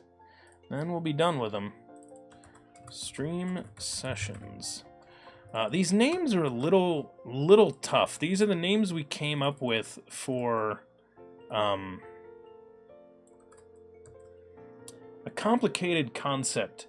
Our scheduled streams are actually created on the fly, like one-offs that are more helpers for our code than anything else. This is, for now, just temporary data. In the future, we want to allow you to manipulate these as well and put in exceptions, but I'm probably not going to do them from this table. We're probably going to have it be a separate table that we use to determine how these get created, so they become the rules for how we make these. The idea being, if you stream every Thursday, right? But you know, say you live in the United States, you celebrate Thanksgiving on a Thursday, you know you're not going to be streaming on a Thursday, you could say, hey, I stream every Thursday, and set it up so that it cancels the one that's on Thanksgiving Day, so that no one thinks that stream is going to happen. So you could do that kind of concept. Yes, S&B, streaming is fun, and it is a lot harder than you think it is. Let's see. Jay, you moved across the world, but once you have a desk and a second monitor, you plan to start streaming. That's awesome, Jay. Sunny. First off, hi, Sunny. Welcome. You have a question. Do you think to save all dates in UTC? So we're intentionally not... so events that happened in the past, saving them in UTC is a reasonable thing to do. The event happened at that time UTC. If yes, should the name of the column... I think that UTC should be assumed to be the time that it is. So my default is, if I see a column that it's about a date, I assume that time is in UTC. I only assume it's a local time if you wrote local. So I put in local to tell me this is in local time, not in UTC. And the reason I do this is because these events happen at 2 p.m. my time. So my stream on Tuesdays, for example, today, start at 2 p.m. my time. That means it starts at 2 p.m. my time, whether I am in UTC -5 or UTC -4. There is no consistent UTC start time because my event happens on local time. So that's actually why we do that. Welcome, Cruz22, greetings, and Brian MNT, welcome, and the person that likes Myrtle Beach, welcome as well, greetings everyone, thank you for those follows. If anyone else hasn't clicked that follow button and is enjoying the stream at all, please be sure to do so. It's the best way to get notified when we go live. A couple of other things I do want to make sure I mention. Please be sure to check out our Discord. It is a great place to chat with us outside of the stream. There are a bunch of us in there. Discord is an awesome chat application that you should be using. It's commonly used by gamers and Twitch streamers. It's also used by a lot of projects for like team collaboration, open source projects and things like that. A lot of times we'll have a Discord. Feel free to check out ours. It's a great place to chat about these projects, especially if you're interested in getting involved with any of them. And if you are, all of our projects are actually out on GitHub at github.com/devchatter. Links to all this stuff are mentioned in the chat as well as down below. And no problem, Brian. Thank you for following. Where did Jay move from Perth, Australia to Cambridge? Whoa, yeah. No, Jay's not kidding. That is around the world. Fishing Dev, take care. Enjoy this warmer weather we're supposed to start getting here soon. And for anyone that didn't guess, Fishing Dev does not live very far from me. Although, hilariously, when this snow comes around, I think I'm getting more snow than Fishing Dev, which, if you know where I live and where Fishing Dev lives, that is way unfair. Fishing Dev should get the worst weather. Let's see. Not for any reason to Fishing Dev, just that he's in a place that tends to get that. So, oh, actually, I did put the word UTC on mine, so see, there you go. I told you I assume it's the default, but apparently I put it in there just to be explicit anyway. So we have an int primary key, and then the next thing we have is a big int UTC start time. So let's go ahead and make those the next column. So we'll say UTC start time as int 64, as int 64, and UTC end time. Now, if you're wondering, Brendan, why are these ones in UTC and the other ones are in local time? Well, I'm glad you asked, theoretical person that doesn't exist. The reason why these ones are in UTC and the other ones are local time is because these ones are points in time that we know when they will happen UTC. These ones are times that have a date component and not just a time.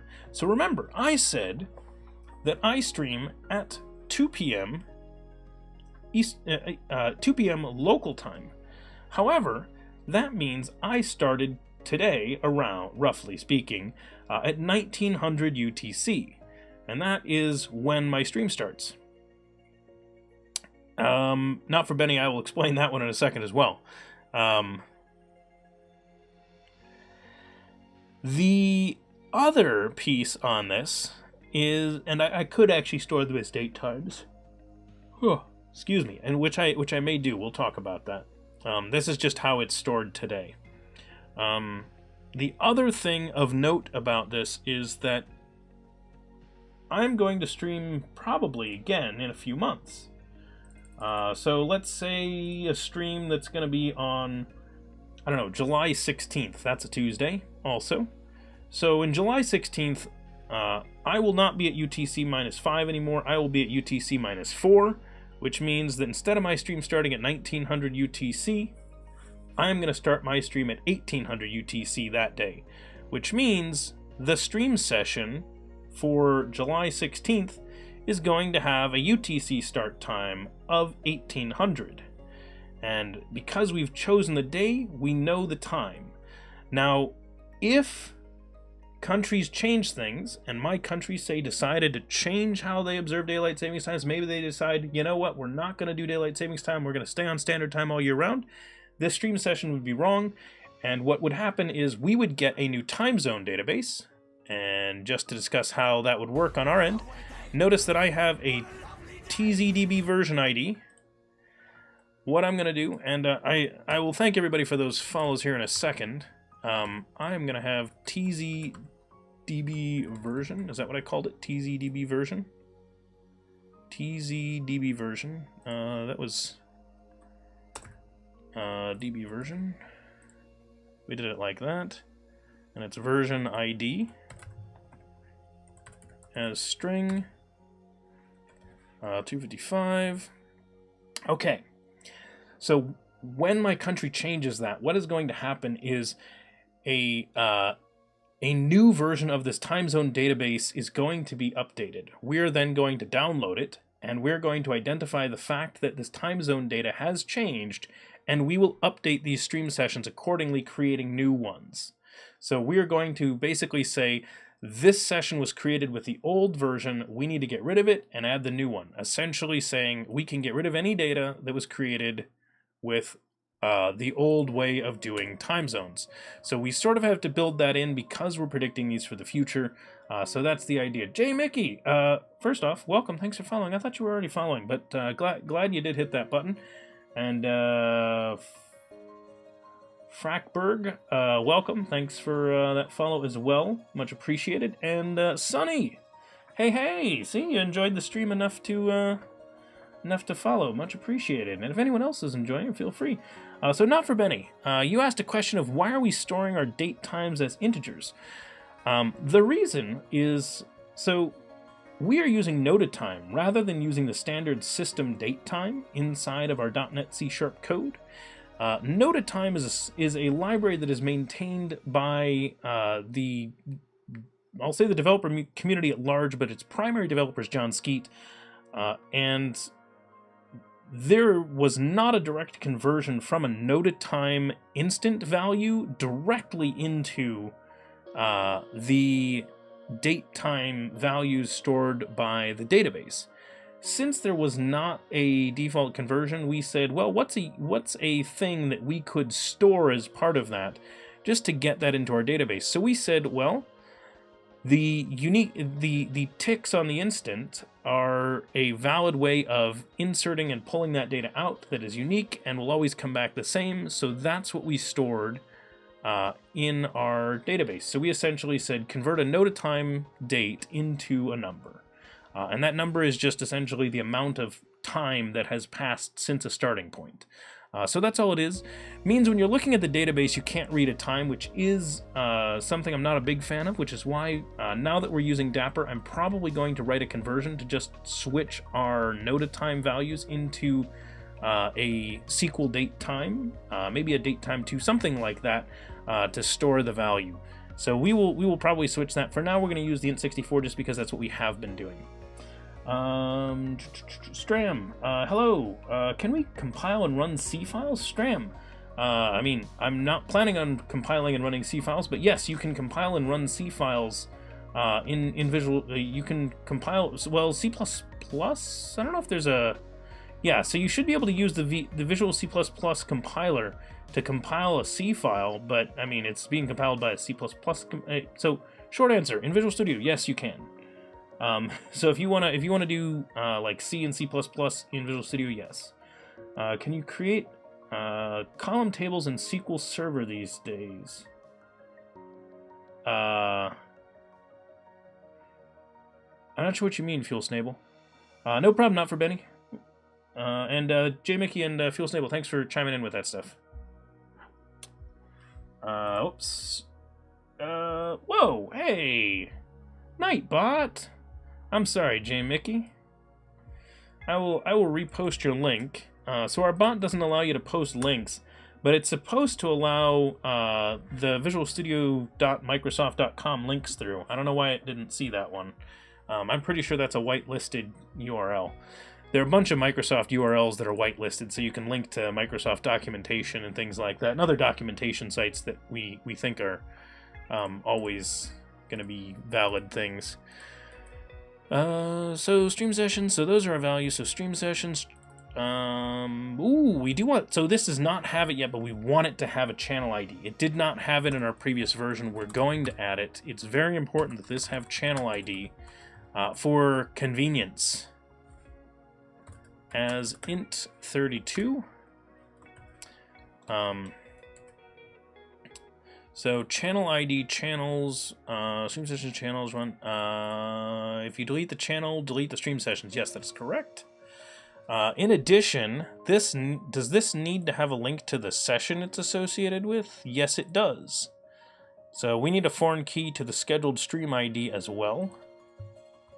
So scheduled stream ID as int32. Let's copy the foreign key code, because we're going to have scheduled stream ID is scheduled streams is the table stream sessions, and stream sessions scheduled streams. Foreign key from stream sessions to scheduled streams, stream sessions, scheduled stream ID, scheduled streams ID. Yes, that looks right. Again, if you get rid of the scheduled stream, we are going to delete the session associated with, so cascade is correct. We definitely want that to happen. And our down is just dropping the table, since we're doing this all as one step. Awesome. That should be it for that one. So create stream sessions migration. Let's read through this, just make sure I didn't miss. Create stream sessions table. Stream sessions looks to be typed correctly and is used in all places. It's our primary key. Channel ID is referenced there. Scheduled stream ID is referenced there. UTC start time, UTC end time, TZBD version ID, and 32s and 64s. These are really non-nullable. Not nullable. Not nullable. These are also not nullable. Absolutely have to have the channel ID and scheduled stream ID on those. Which I believe we can get away with because we're cascading these deletes.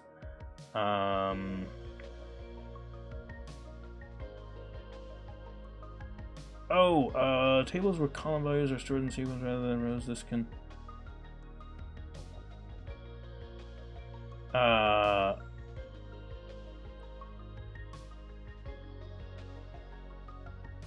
Fuel Snable. I don't know. I'm not up to date on my SQL Server. I will give you that.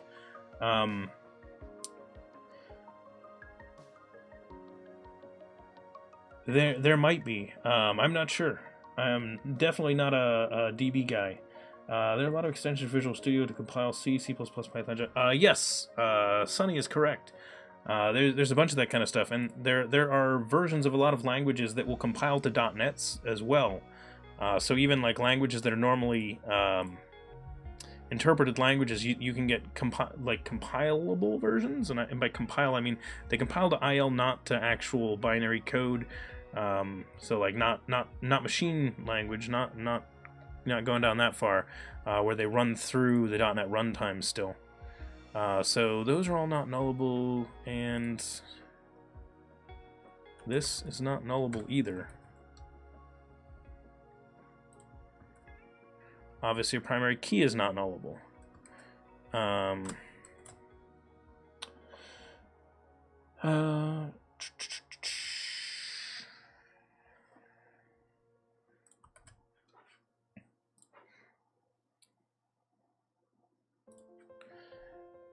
Which, since I haven't run these yet, I might go back here, and those are foreign keys. I'm gonna try we'll see if it yells at me about these, because I haven't run this script yet. I'm gonna say those are not nullable either. They're foreign keys and cascaded, so it shouldn't come up, but I just want to be super clear about that. And then again on this one, you have to be associated with a channel. Day of week. You have to be on a day of week. Local start time. You have to have a start time. I just don't know what I'd put as the default values on these, to be honest. I'm just wondering if I should put default values on any or all of those. Not nullable.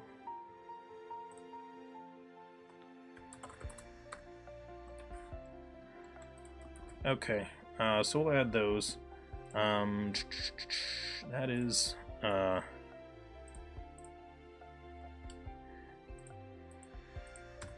adding not nullable requirements.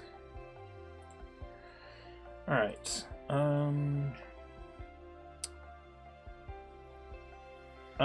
Yes, Sonny, primary key should not be nullable. You're right. So on the channel tags, I didn't need it. The foreign keys, I believe, can be nullable. Unless you specify, though. And by believe, I mean they are able to be null.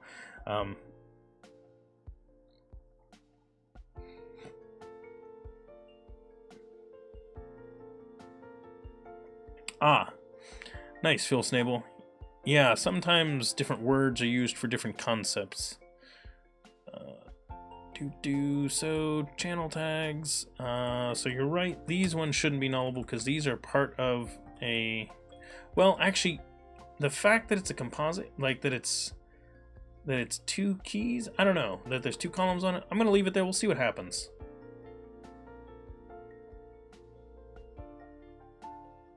Oh, you are correct. I do need that.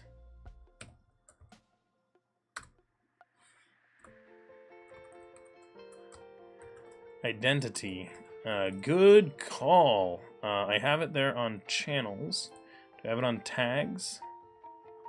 Whoops, tags. Identity. Stream sessions. And scheduled streams. There we go. Good call. Good catch. Derp.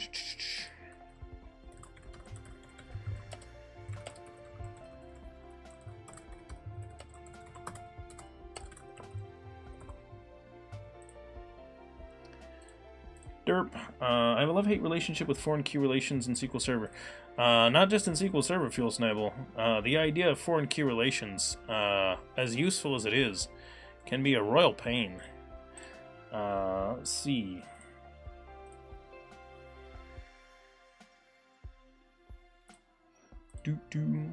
Yes, yes, Sonny said, but so helpful. Exactly. Yes. They are helpful and painful all at the same time. Alright, let's see. So we were taking a look at Fluent Migrations. Quick start. So I think we have our migrations. Running your first migration.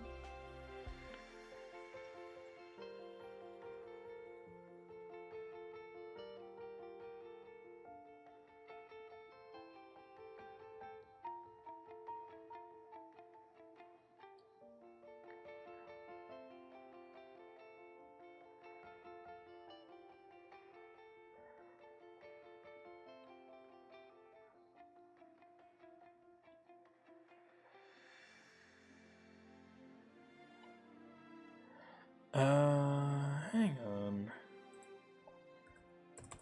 Fluent Migrator ASP.NET Core.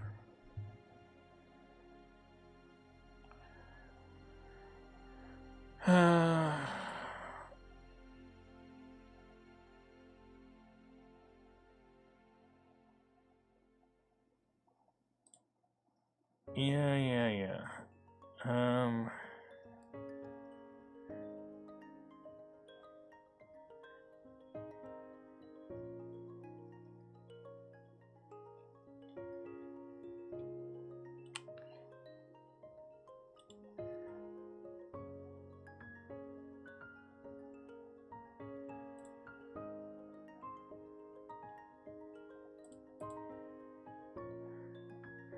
Okay, back on the first article. What I'm wondering about is... Okay, yeah. So we can just put it on the IOC that's in there. So we're going to do that.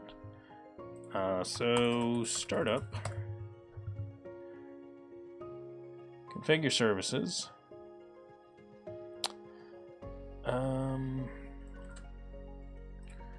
Which we want to run it after this. So around here.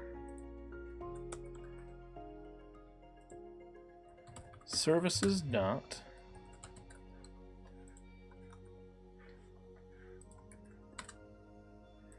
We're gonna have to figure out what that is that I was just trying to call there. Add some migrations, yep. And then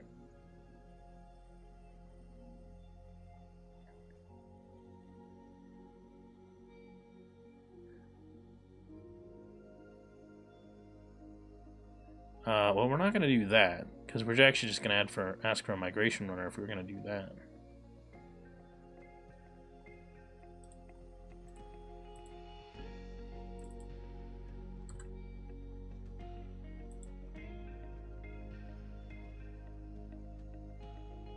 So these are going to get included in the startup.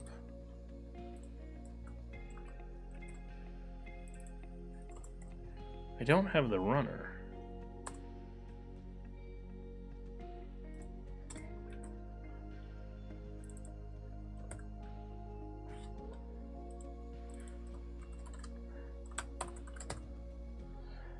Google, help me out here.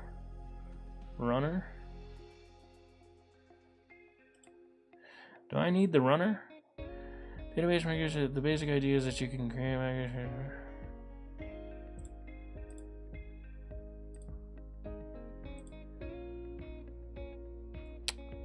Okay, yes, it wants me to have the runner. Alright, so in this project we'll have the runner. Manage NuGet packages, runner.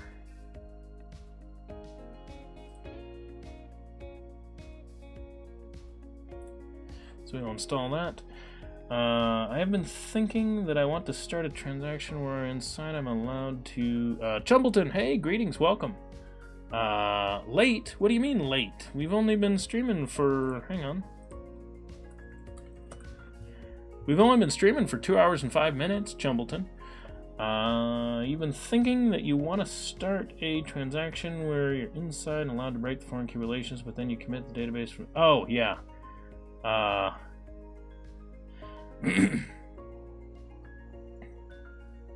Yeah, see? 2 hours, that's it. Self-documentation.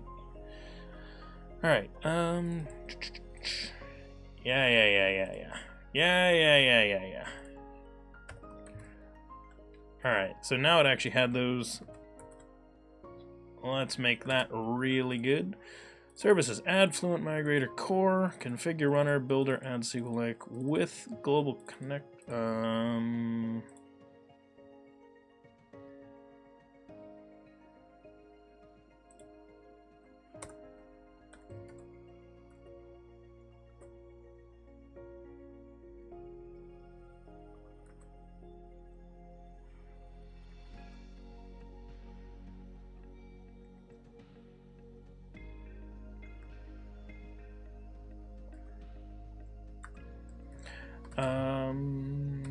Which versions do we have? We don't want that.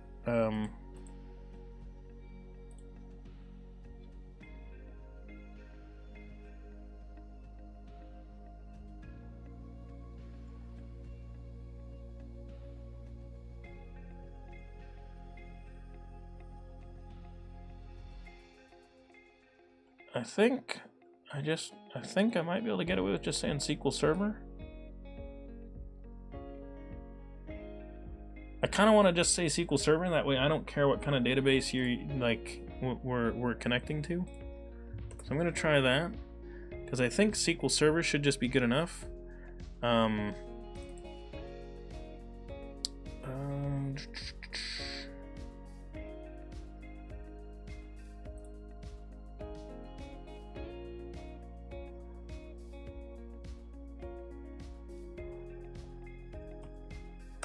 Class. We're gonna call this Fluent Migrations. Migrations. Assembly.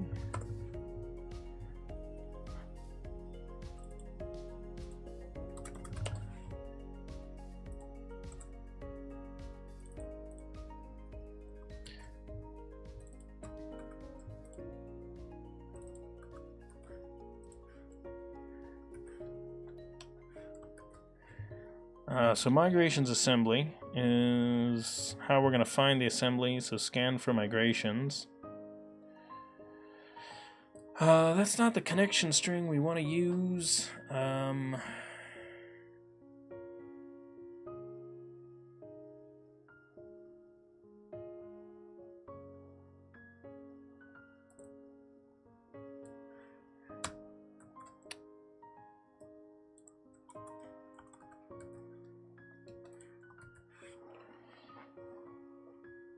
Let's see. Benefit to have more control on the other. You have to handle models in 2 places. Oh, yeah. You guys are talking about that.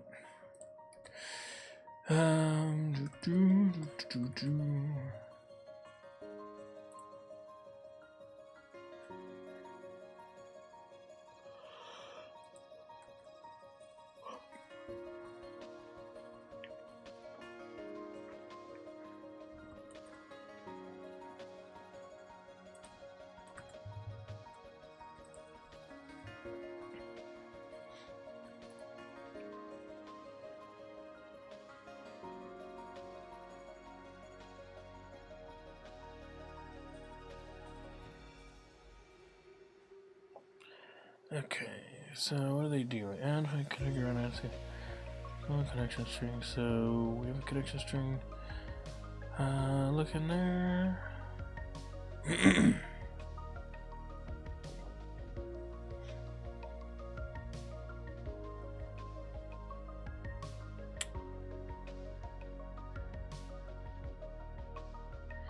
Okay, so once we do this,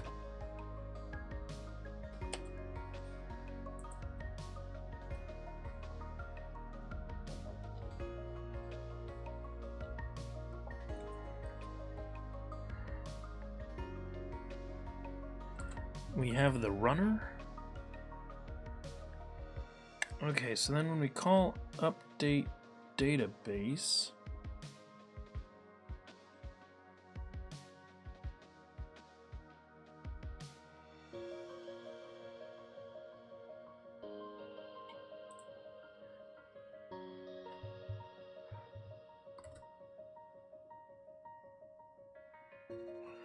I don't really want to do that.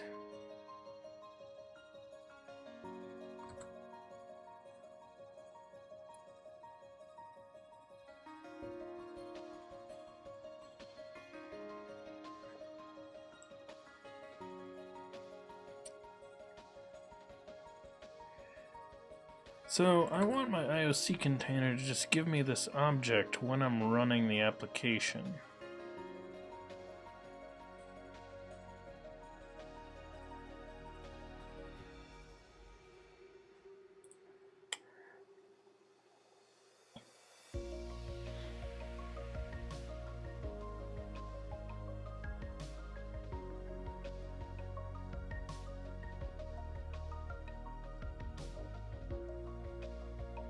And this has got to be is configured called after configure services.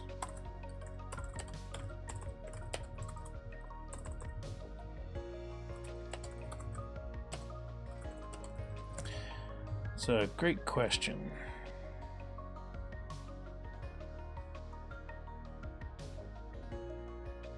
Because I'm pretty sure if I put that as a requirement inside of configure, that it gets called after that, right? Called by the host before configure method to configure the app services, and then inside of configure, the configure method should be able to get any other values that I want to have, and then I can set it.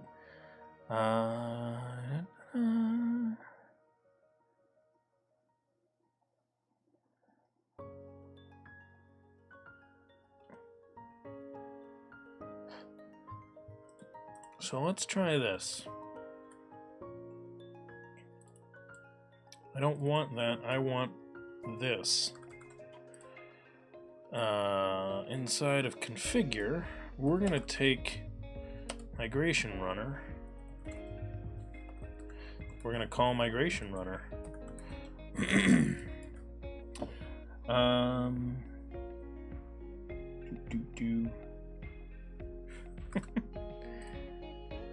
So migration runner, and then we can say migrate up.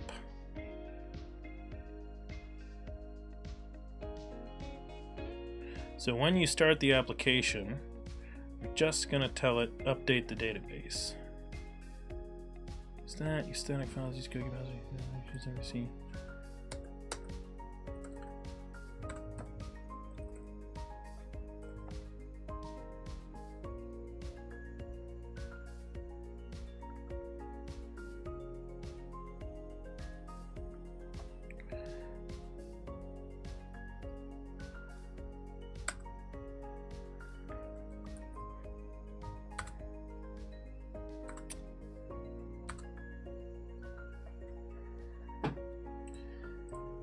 So I think that's all we want to do if we're doing this in ASP.NET Core.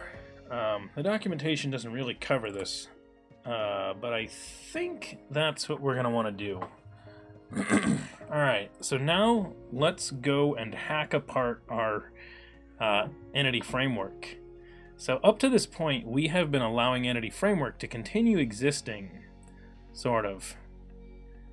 Now it's time to just say no to what it's got, except for its identity stuff. So we're going to leave it with identity.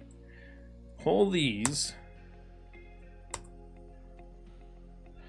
I might just remove its migrations and stuff, except for maybe the initial setup. What do I have as the initial schema? Initial schema has a lot of stuff that I wouldn't call initial schema, it looks like. So I might do some hackery and get us a new database and just hit the reset button. So channel stream session tags, we don't need this anymore. Goodbye. We don't need these, they're not called anymore. We don't need this, it's not called. Don't need that, we don't use it, and we don't need that. Okay. So this is just one of these now. It's just an identity DB context. I might, you know what? I'm gonna do it. Let's do this. We're just gonna go choppy and make a new database.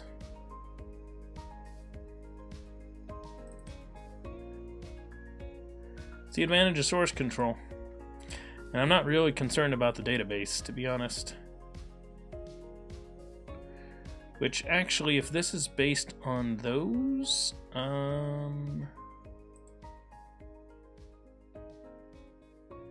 let's just make the new database.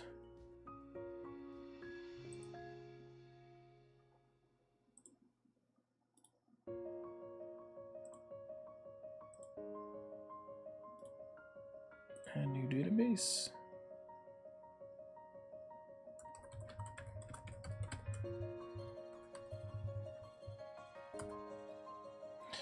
It's going to be devstreamsdb right there. Let's check out our app settings JSON file. It was devstreamsdb, so that's fine. So that should work. I don't need that anymore. I should not need this schema or the snapshot. I'm going to do it this way, because this should now just be able to run. Let's try this. We're making big changes here, big changes.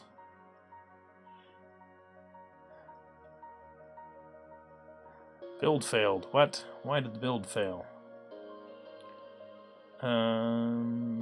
Clean.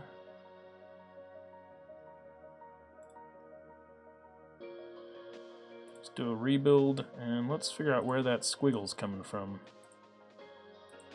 Oh, our init data. Oh, yeah. We didn't fix our init data. Oh, geez.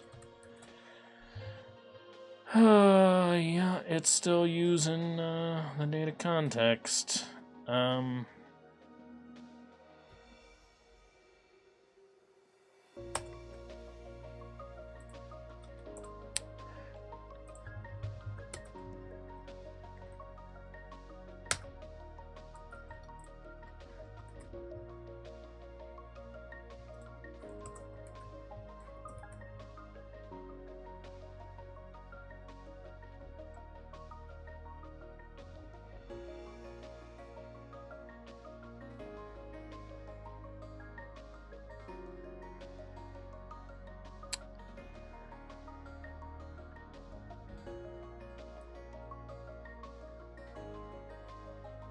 Just gonna comment these out for now. We'll get them in a minute.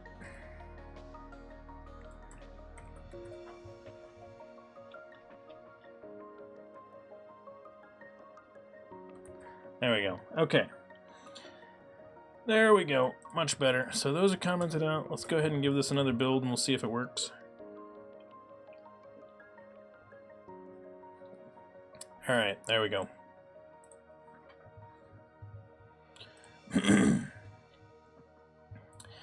Alright, time for crossed fingers. Let's hope I got rid of all the EF stuff I did not need. And we are going to go ahead and do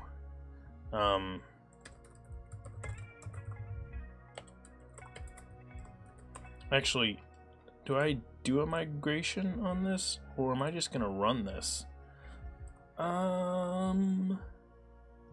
Let's see what happens. Cross fingers.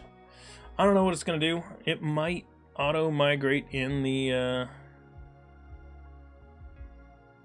missing migrations. No migrations found.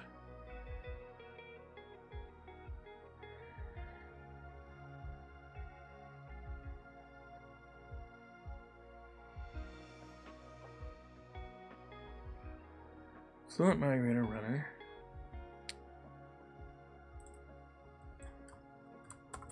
Oh, let's ask the interwebs.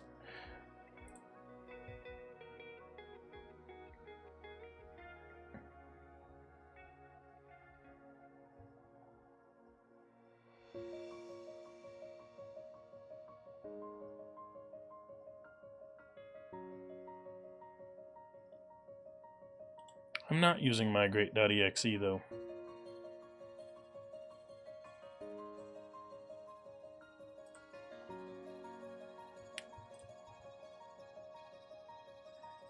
Yeah, I know, Skull Crusher.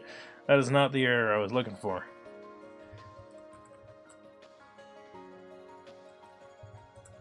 Yeah, Harlequin, it's got to be something to do with how we're doing the assembly scan. Do you know what we're doing wrong with it? I guess I could use one of the migrations as the scannable piece.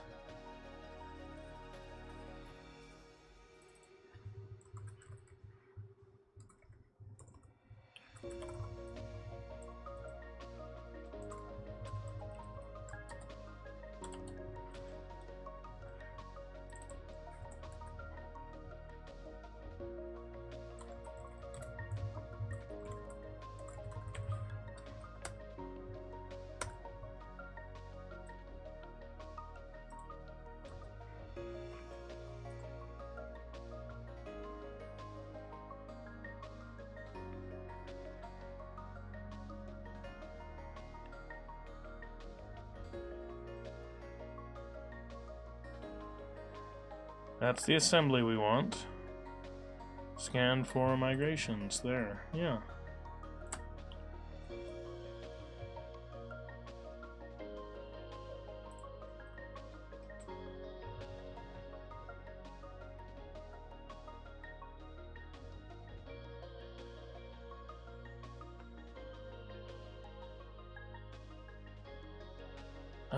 PK scheduled streams. Alright, so I did something weird, but so it found them this time.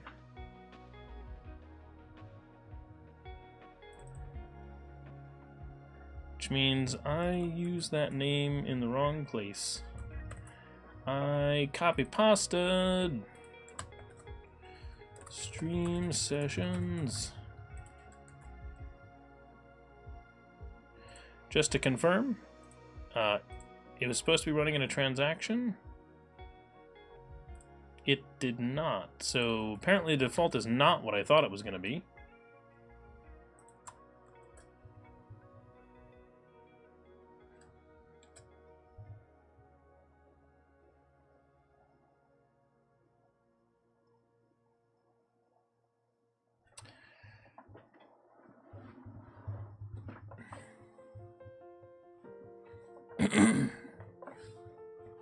Yeah, I'm not sure why the previous one didn't work, Harley Quinn. And Perry at Digital Ox, welcome. Thanks for that follow, much appreciated. Hopefully you're enjoying the stream. Alright, so it doesn't like my scheduled streams foreign key. Let's take a look.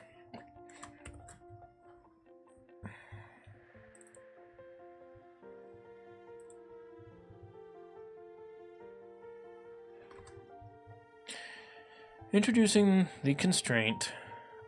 Stream sessions scheduled stream on the table. Stream sessions may cause cycles or multiple cascades.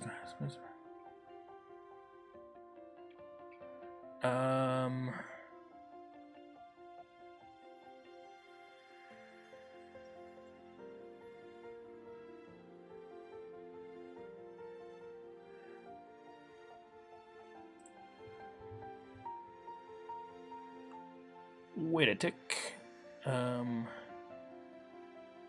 Yeah, it's right. No, it's right. I'm wrong. It is correct. The channel one needs to go away. Because the one on the scheduled stream should be good enough, and it should not need the other one. Okay. So here's what I'm going to do. I'm going to... well, let's see.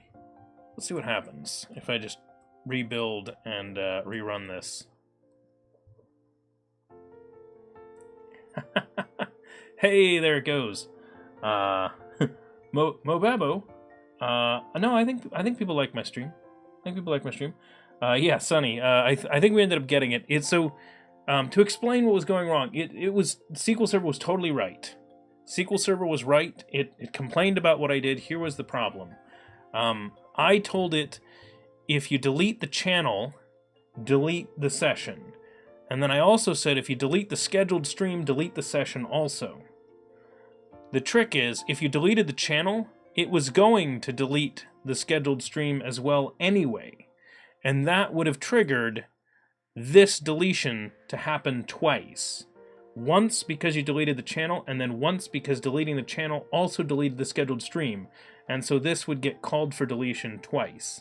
And so it's correct, but what that means is I'm instead going to have it chained down in that the channel deletion will kill the scheduled stream, will kill the session, and killing the scheduled stream will kill the session. So the channel will not directly kill the session, despite the fact that I put a helper foreign key on there for my own convenience. So, just wanted to clarify, SQL Server was correct, I was not. As usually compiled things. Most of the time when you get a compiler error, it's right, not you, but... well, welcome to being a developer. Okay, so that sort of worked. Let's see if that website functions at all. I didn't try it yet. I don't think we have any data yet, because I didn't, invalid object named channel. Ooh. Invalid object named channel. Did I pluralize something that wasn't plural before?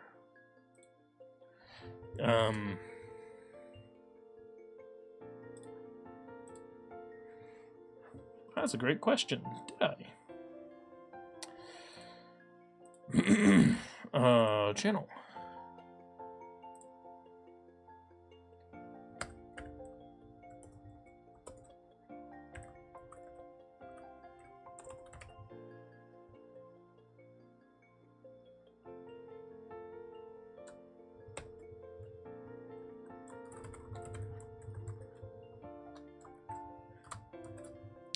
Let me try this.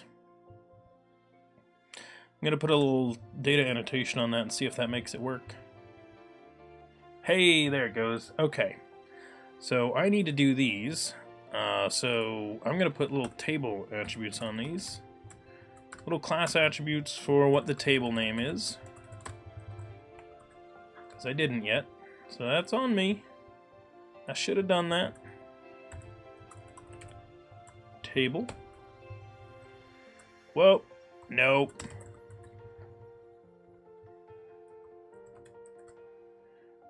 There we go. Table.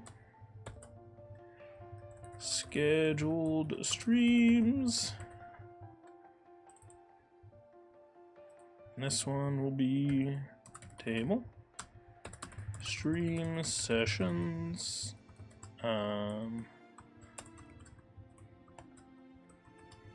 Like that. And tags. Hey, this one already had it. Nice. Very good. Yeah, it works. It works.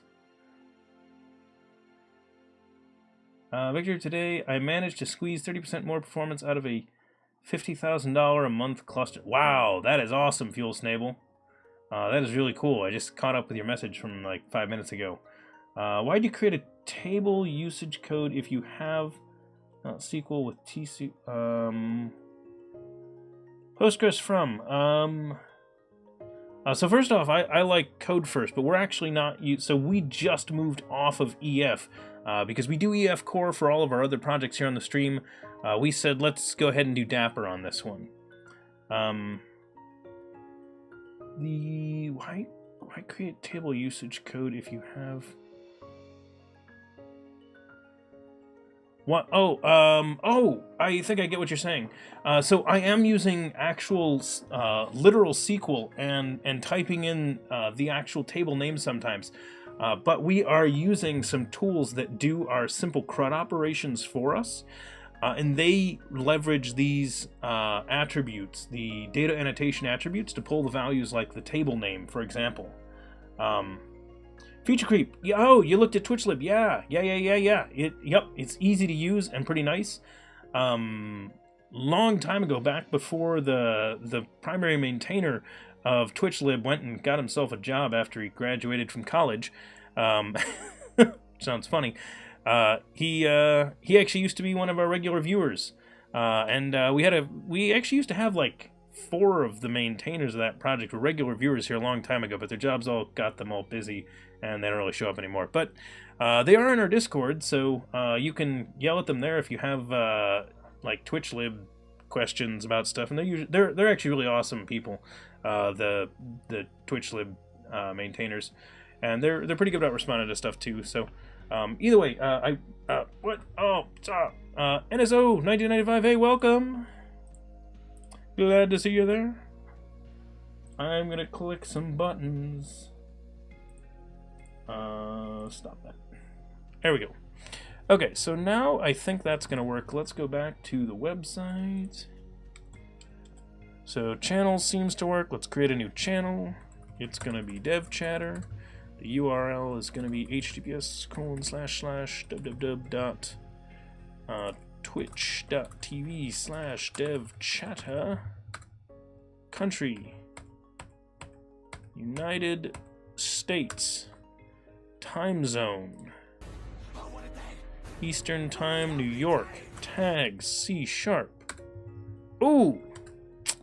My tag lookup's not working. Alright, we'll save that and figure out why the tag lookup's not working. Invalid object name channel tag. Alright, so I think this has got to be an issue of a SQL call that I made being hard-coded to that, which is a mistake. I shouldn't have done that. So I will fix that, but not the right way just yet.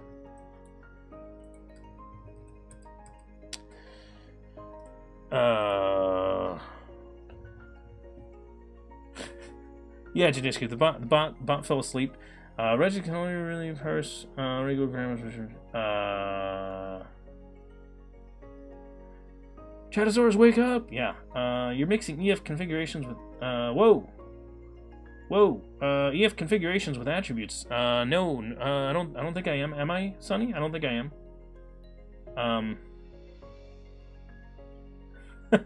Fuel Snable, this isn't the bot that blocks the links anyway. Life is so much easier if you don't make mistakes. Yeah, exactly.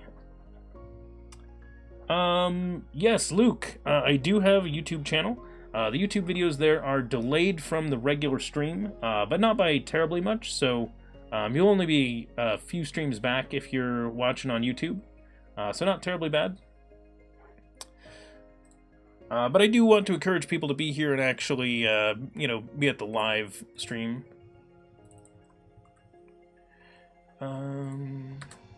So where was it? So first off, let me refresh this page. We're gonna go to channel. So it looks like this created it and then bombed somewhere else. Probably when wiring up the tags somehow. Well, that didn't load correctly. Schedule.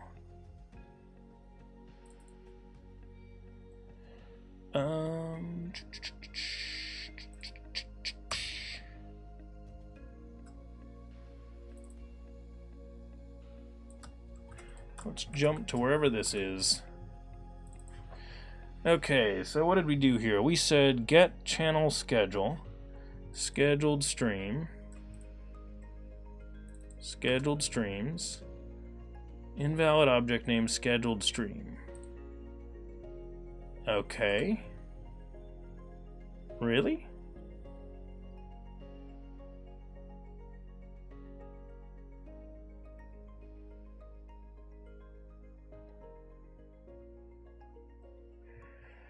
I thought that used table annotations for that. Am I not correct?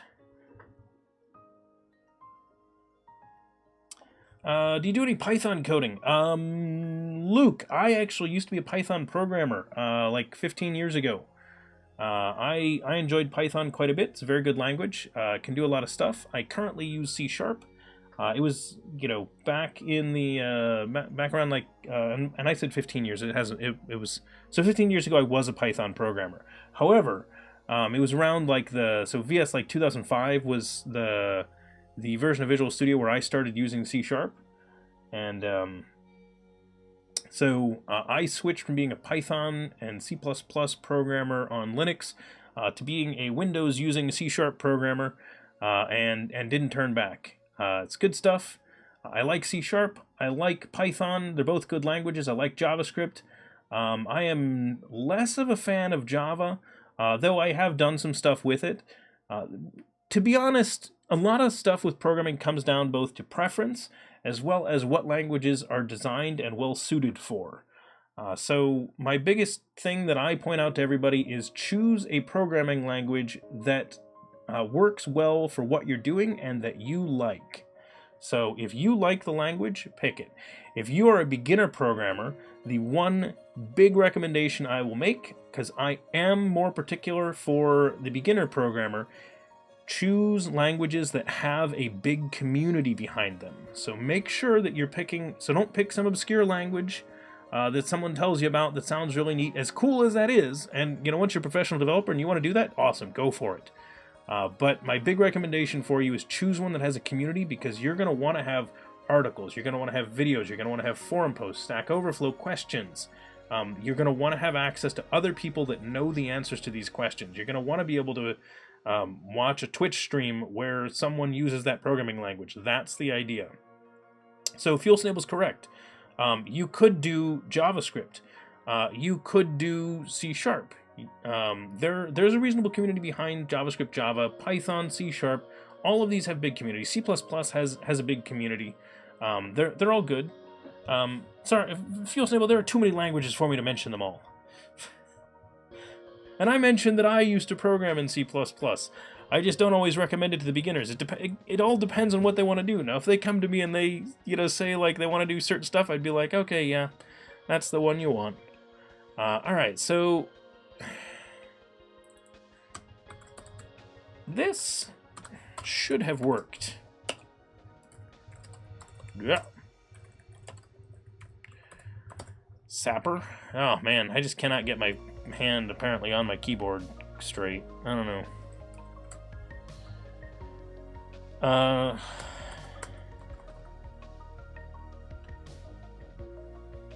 Does this do anything weird with these?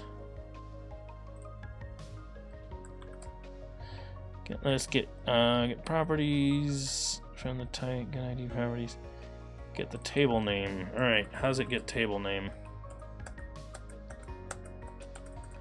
This is coming from the base object, I assume. Oh, nope, it's a partial. This is the simple CRUD partial. Got it. That's not something you see very often.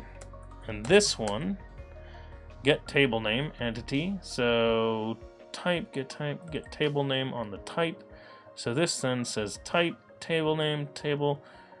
Try get value, type out table, table names, table name resolver, resolve table name. So where did table names come from? That is a concurrent dictionary. Get table name for the type. So we try to get it. If we can't, then we add it.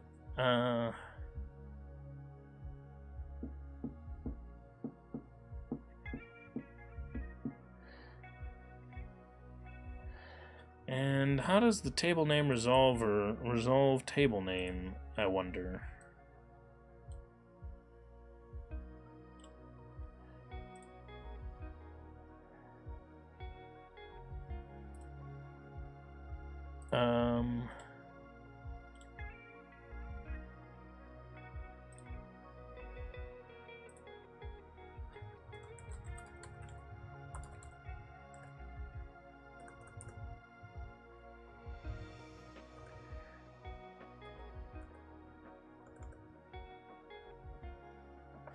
Here it is. Okay, table name resolver.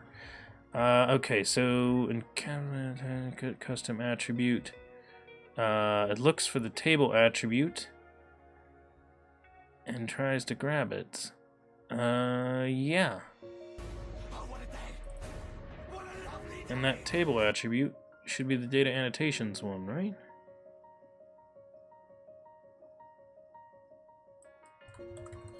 Welcome, someone who followed. Thank you for following. Much appreciated. I will read your name in a second.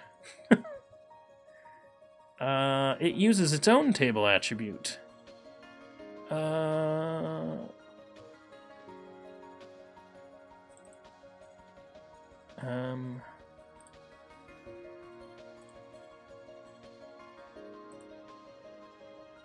I think. Interesting. Sorry. How important would you say public speaking skills are to a professional software developer? NSO, it depends on what you want to do. If you just want to be a regular developer, you do not need great public speaking skills.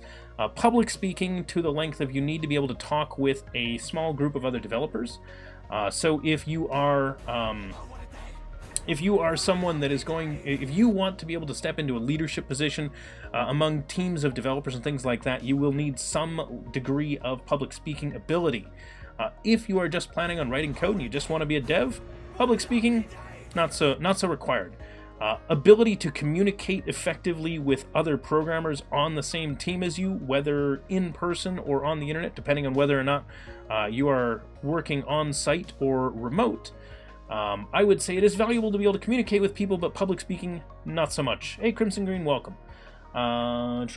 Partial, one of the features in C# I truly miss in many other languages. Yeah, Fuel Stable, partials are weird. But yeah, and I was actually really proud of the fact that I noticed that it was a partial and was like, oh, it's not in here. Like, that's one of those things that you can miss that because it's just a little keyword that's in there that if you don't notice that, you don't realize there's more code somewhere else.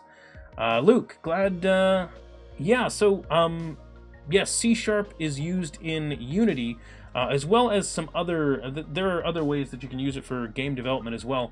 It's general purpose language, so kind of like Java, it's good for a lot of things, applications mostly. Get table name, return you name of type probably. Yeah, Postgres from, but it was also supposed to get me supposed to check the table attribute. People that followed, MPAA rating. Love the name, by the way. Welcome, thanks for following. Luke, I'm glad you're enjoying the streams. Thanks for following. And Melionin, something like that. Welcome. Thanks for following, much appreciated. Let's see. I think you can have a very good career without public speaking. However, you want your ideas to impact and need to communicate something. Yeah, so Fuel Stable's right. It depends on what kind of impact you want to have. If you just want to write code, you don't need it. I see the LOL, glad to be here. Yeah, no problem. Sorry about that. Like, if I'm focusing on something, I try not to check out chat. So I like to take a moment, catch up on chat. Sometimes I communicate back and forth, but if my mind is on something, as you guys know, developers can lose train of thought easily. Being able to describe technical things to non-technical people is huge. Yes, Crimson is correct about that, but you don't necessarily have to be the one on your team that does that, as long as it just limits where you can go. You have more ability to do more jobs in more places if you have the ability to speak to people better. Sonny, I'm really glad you're enjoying the stream. Thank you very much. I love the compliment. Much appreciated. I am humbled. It's always nice when people say nice things about you. Always appreciated. A piece of pizza. Welcome. Thank you for that follow. Much appreciated. In manager positions, you're likely to be put in a position where you have to express your thoughts in front of people. Yes. And if you're a team lead, that might mean 8 people. So yes. Yeah, so I have been leading teams of developers for over a decade now, and I can tell you it is definitely important to be able to communicate effectively with the rest of my team. Does that mean I need to be able to step up in front of an audience and give a presentation? No. To be able to lead teams, I do not need to do that. However, I do that. I like speaking at conferences. Scares the bejesus out of me every time before I go up in front of an audience, but I always get nervous, and I can tell you pretty much everybody does. But then as soon as I start going, I'm like, yep, I'm in a rhythm and I'm fine. But like those moments before, like all that time before I go up on a stage, I am freaking out. So if you ever catch me before I give a presentation, just know that I am internally like going crazy. You usually see me like go for water, make sure, and then I go through all my stuff and I make sure I've got everything set up. I don't want anything to go wrong. All right, so the table attribute, I thought it was going to be the same table attribute, but I don't know how he was getting the system component model one in here if it's not that one, because he's defining his own table attribute.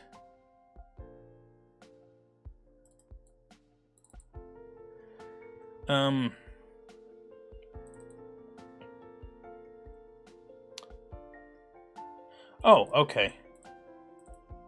You can use the system component model data annotations one.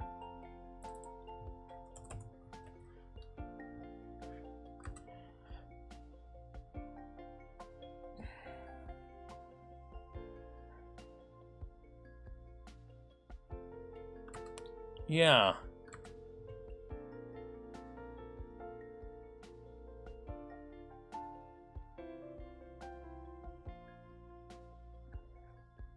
Okay. You say I can do that, but it didn't seem to work. Alright, I'm going to run this again and take a look again at the error and see if I can't figure out if there's something weird going on that I'm just not noticing. My channels schedule. So when we go here, it's trying to just get the list of scheduled items. Which don't exist, to be fair. There aren't any. But it's saying invalid column name times. Ooh, invalid column name time zone ID. That's a new error.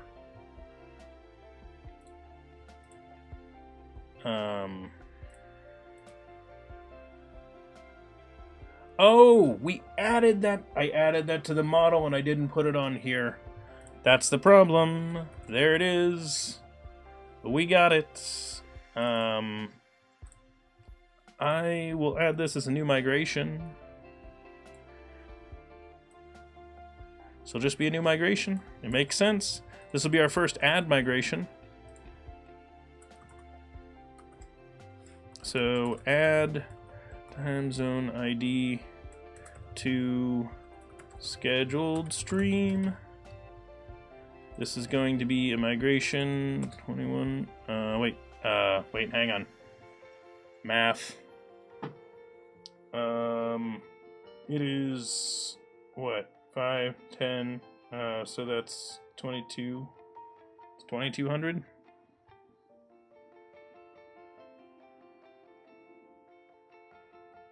Right?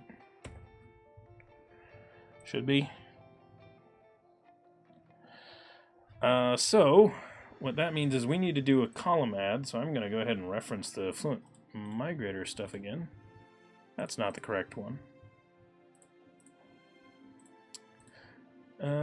It's this one. Basics. Migrations. Column.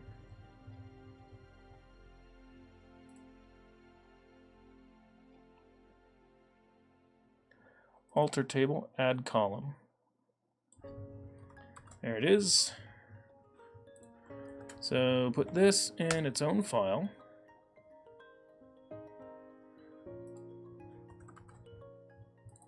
Scheduled streams, add column, time zone ID as string,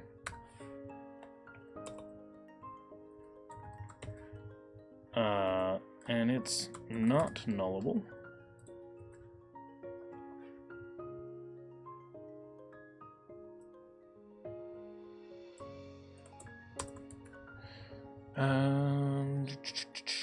Create channels table, time zone ID as string, not nullable. There we go. And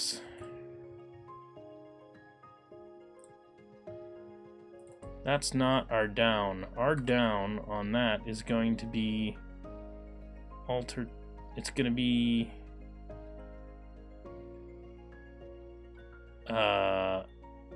alter table, like remove column or drop column or something.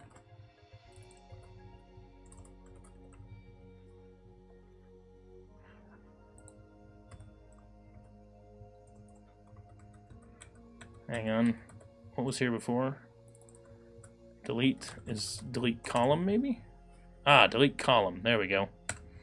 Delete column. Column name. That doesn't help me.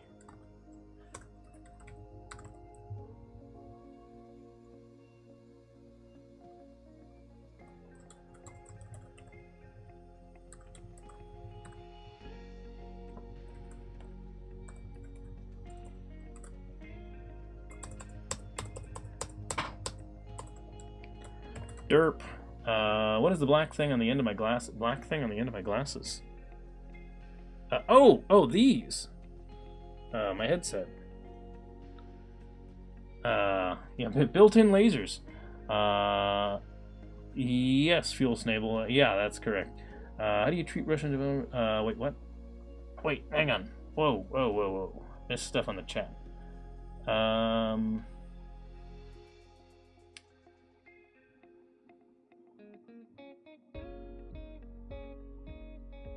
Oh, yeah, you're gonna say you don't get nervous before presentations. Well, lucky you. I do.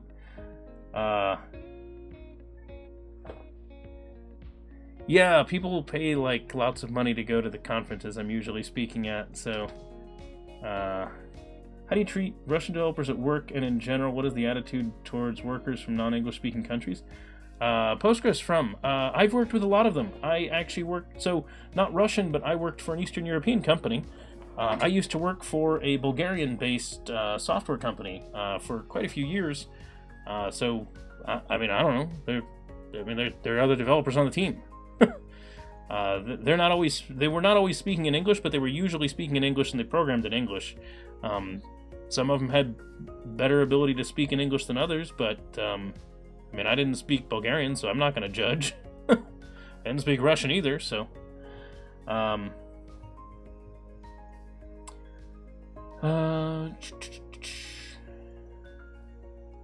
Let's see. Yes, bone conductive headphones. Thanks, S&B. Yep. Lasers. Yes, I have my lasers. All right. I don't really have lasers. You're okay, everyone. Delete column. That from table. Cool. So we say which columns we're deleting from which table.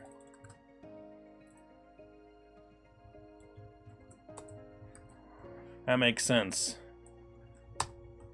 Alright, so delete time zone ID from scheduled streams. Boom. Got it.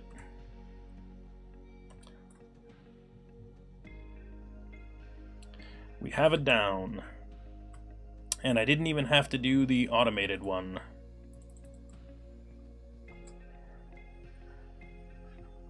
Alright. Fantastic. Scheduled streams for DevChatter. Ooh, why are those? That styling's not quite right. So Monday at 2 p.m. Boom! Alright, cannot insert null into time zone ID on scheduled streams. Okay, cool. So that means we didn't wire that up. We added a new convenient time zone ID value onto this, but didn't wire it up there. We will add that and make that one work, and then that'll be good. You just started the download for Visual Studio, and Luke, awesome. Yes, Visual Studio it's a big program. So I'm running Visual Studio here. I run on my laptop. I run the community edition of Visual Studio. It is actually full-featured IDE. The restriction just on that is if you are like working for a large company that otherwise should be able to afford to buy licenses of the software that they do want you to buy professional. But if you're just a regular person, a solo guy, I am pretty certain that their licenses do allow you to use the community version. I would recommend you go read on that just to be certain if you are going to be doing any commercial stuff, but pretty sure you can just get away with using it, so it's good stuff. Additionally, I do want to mention VS Code is a very nice editor as well, and I actually have it running here in the background. Everything I'm doing in this project, I could be doing in Visual Studio Code instead of full Visual Studio. Would not really make a difference. They can both accomplish the same thing. Okay, so here, I did scheduled stream service. Okay.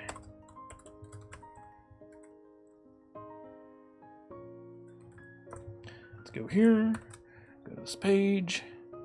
Inside of this, where were we? We were on stream service, line 40.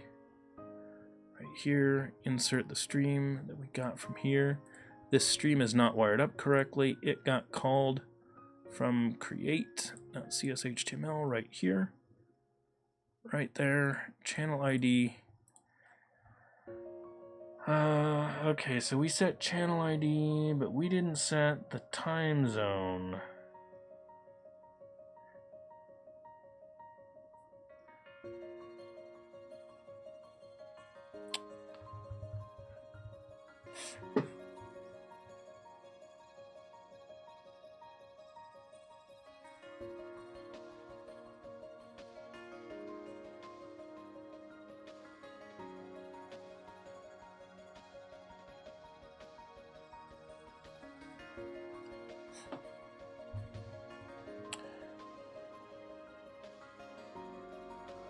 That gets the model.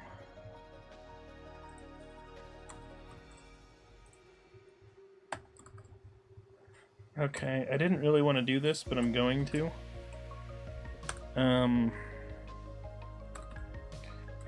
zone ID, because it'll make it work now, and I want to get this working, and I can fix it later.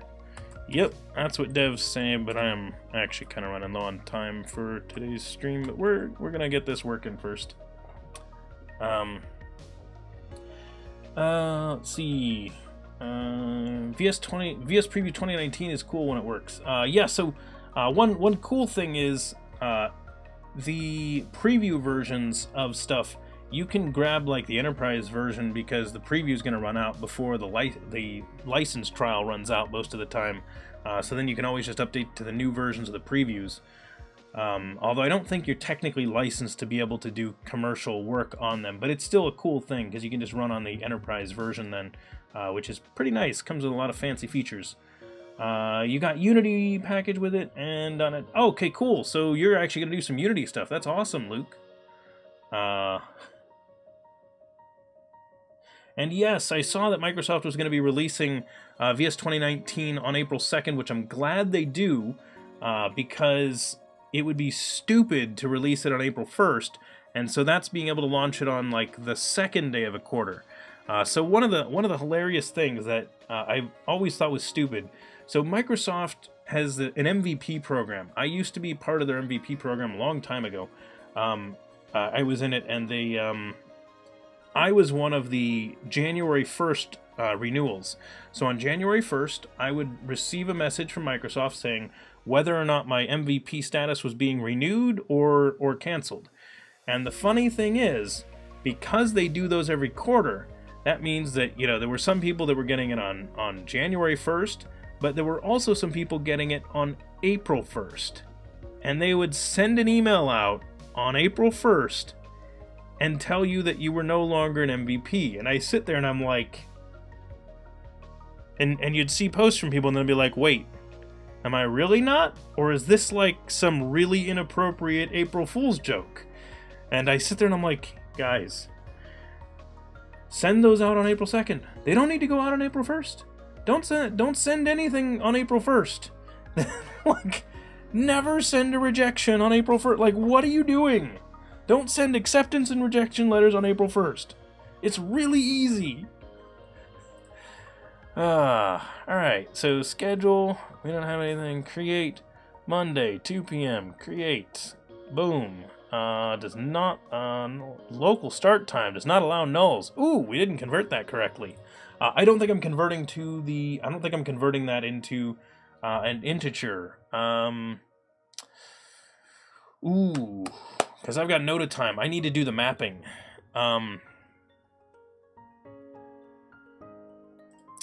The The mapping's not there. Okay, so we need to do that.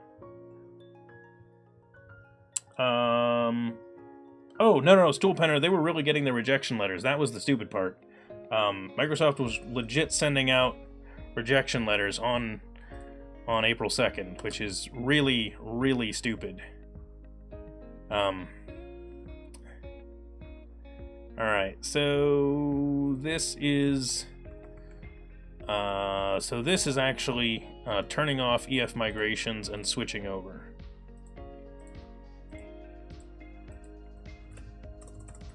Remove EF migrations.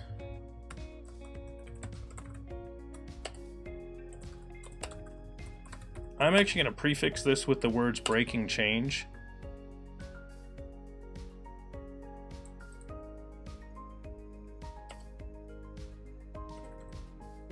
So we're using...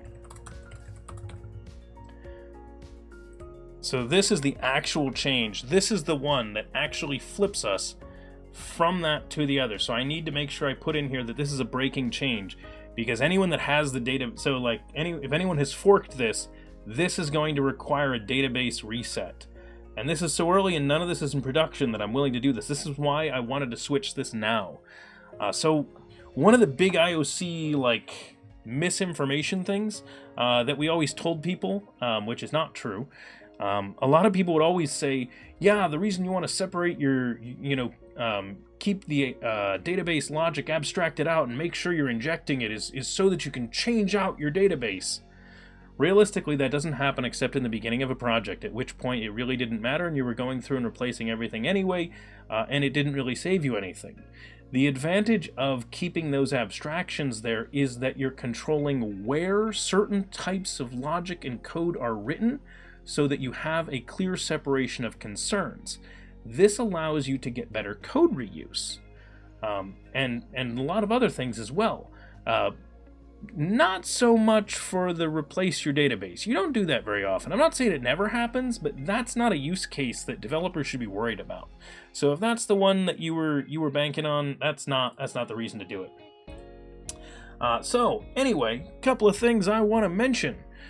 First off is I want to suggest that everyone that's in here, first off, if you're enjoying the stream at all and if you've had any fun talking with us, hit that follow button. Make sure that you get notified when we go live the next time.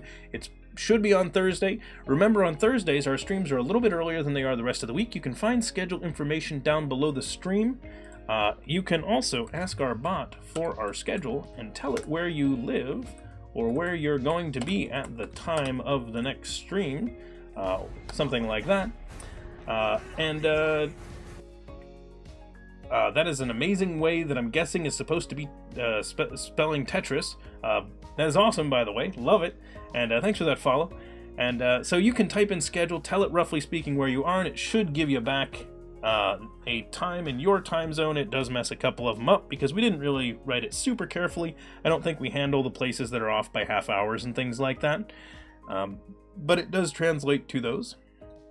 Other things, if you are interested in chatting with me and any of the other people here, be sure to hit one of the Discord links, as that will get you over into our Discord and let you chat with me and the other DevChatter viewers as well outside the stream. And you can chat during the stream, but most of the chatting takes place in here while the stream is live. Additionally, if you missed any of our previous episodes, you can find our recent episodes here in the video section on Twitch, or you can head over to our YouTube channel at youtube.com/c/devchatter. There's a link to that down below, as well as over in the chat. Feel free to follow me on Twitter. I'm at Brandonius, as it says right here, linked over there and down below. And if you want to just follow for DevChatter notifications, there is a DevChatter specific Twitter that you can follow as well. Most of the best information for when the streams are going to happen is either get notifications through Twitch or be in the Discord, because if I'm going to miss a stream or be late or something like that, I usually try to post it in the Discord, as that gets a lot of our followers with that message, because we have literally hundreds of people in our Discord. So it's a nice, easy way to get that information for anybody that's looking. Other things, we had an awesome stream today. I had a lot of fun. We chatted with a lot of really cool people. I am looking forward to seeing all of you on our next episode, which will be on Thursday. I am going to really quickly take a look and see if there's anyone live right now who we want to raid after the stream. Maybe is Brandon still live? Brandon, you still... Brandon's still live. I think. Yeah, looks like. So stick around for that. I want to do click a couple more buttons here on my Stream Deck. I'm going to click my credits button. So first off, I want to thank everybody for hanging out today. It was really awesome.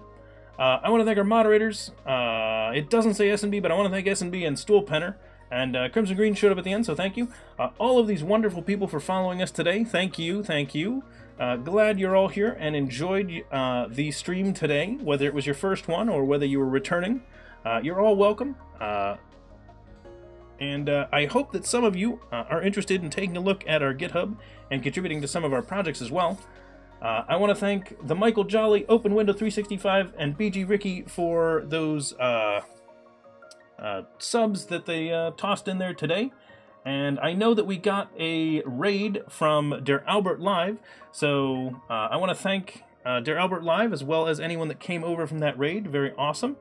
And see, there's Crimson. And everyone, thanks for hanging out. I will see you next time. We should be back on Thursday. Don't do anything crazy, and happy coding.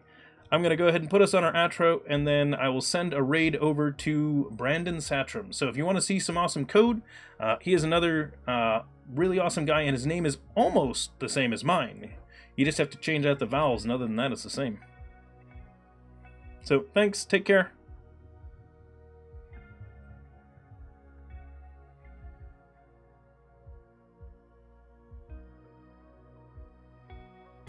Oh, what a day! What a lovely day!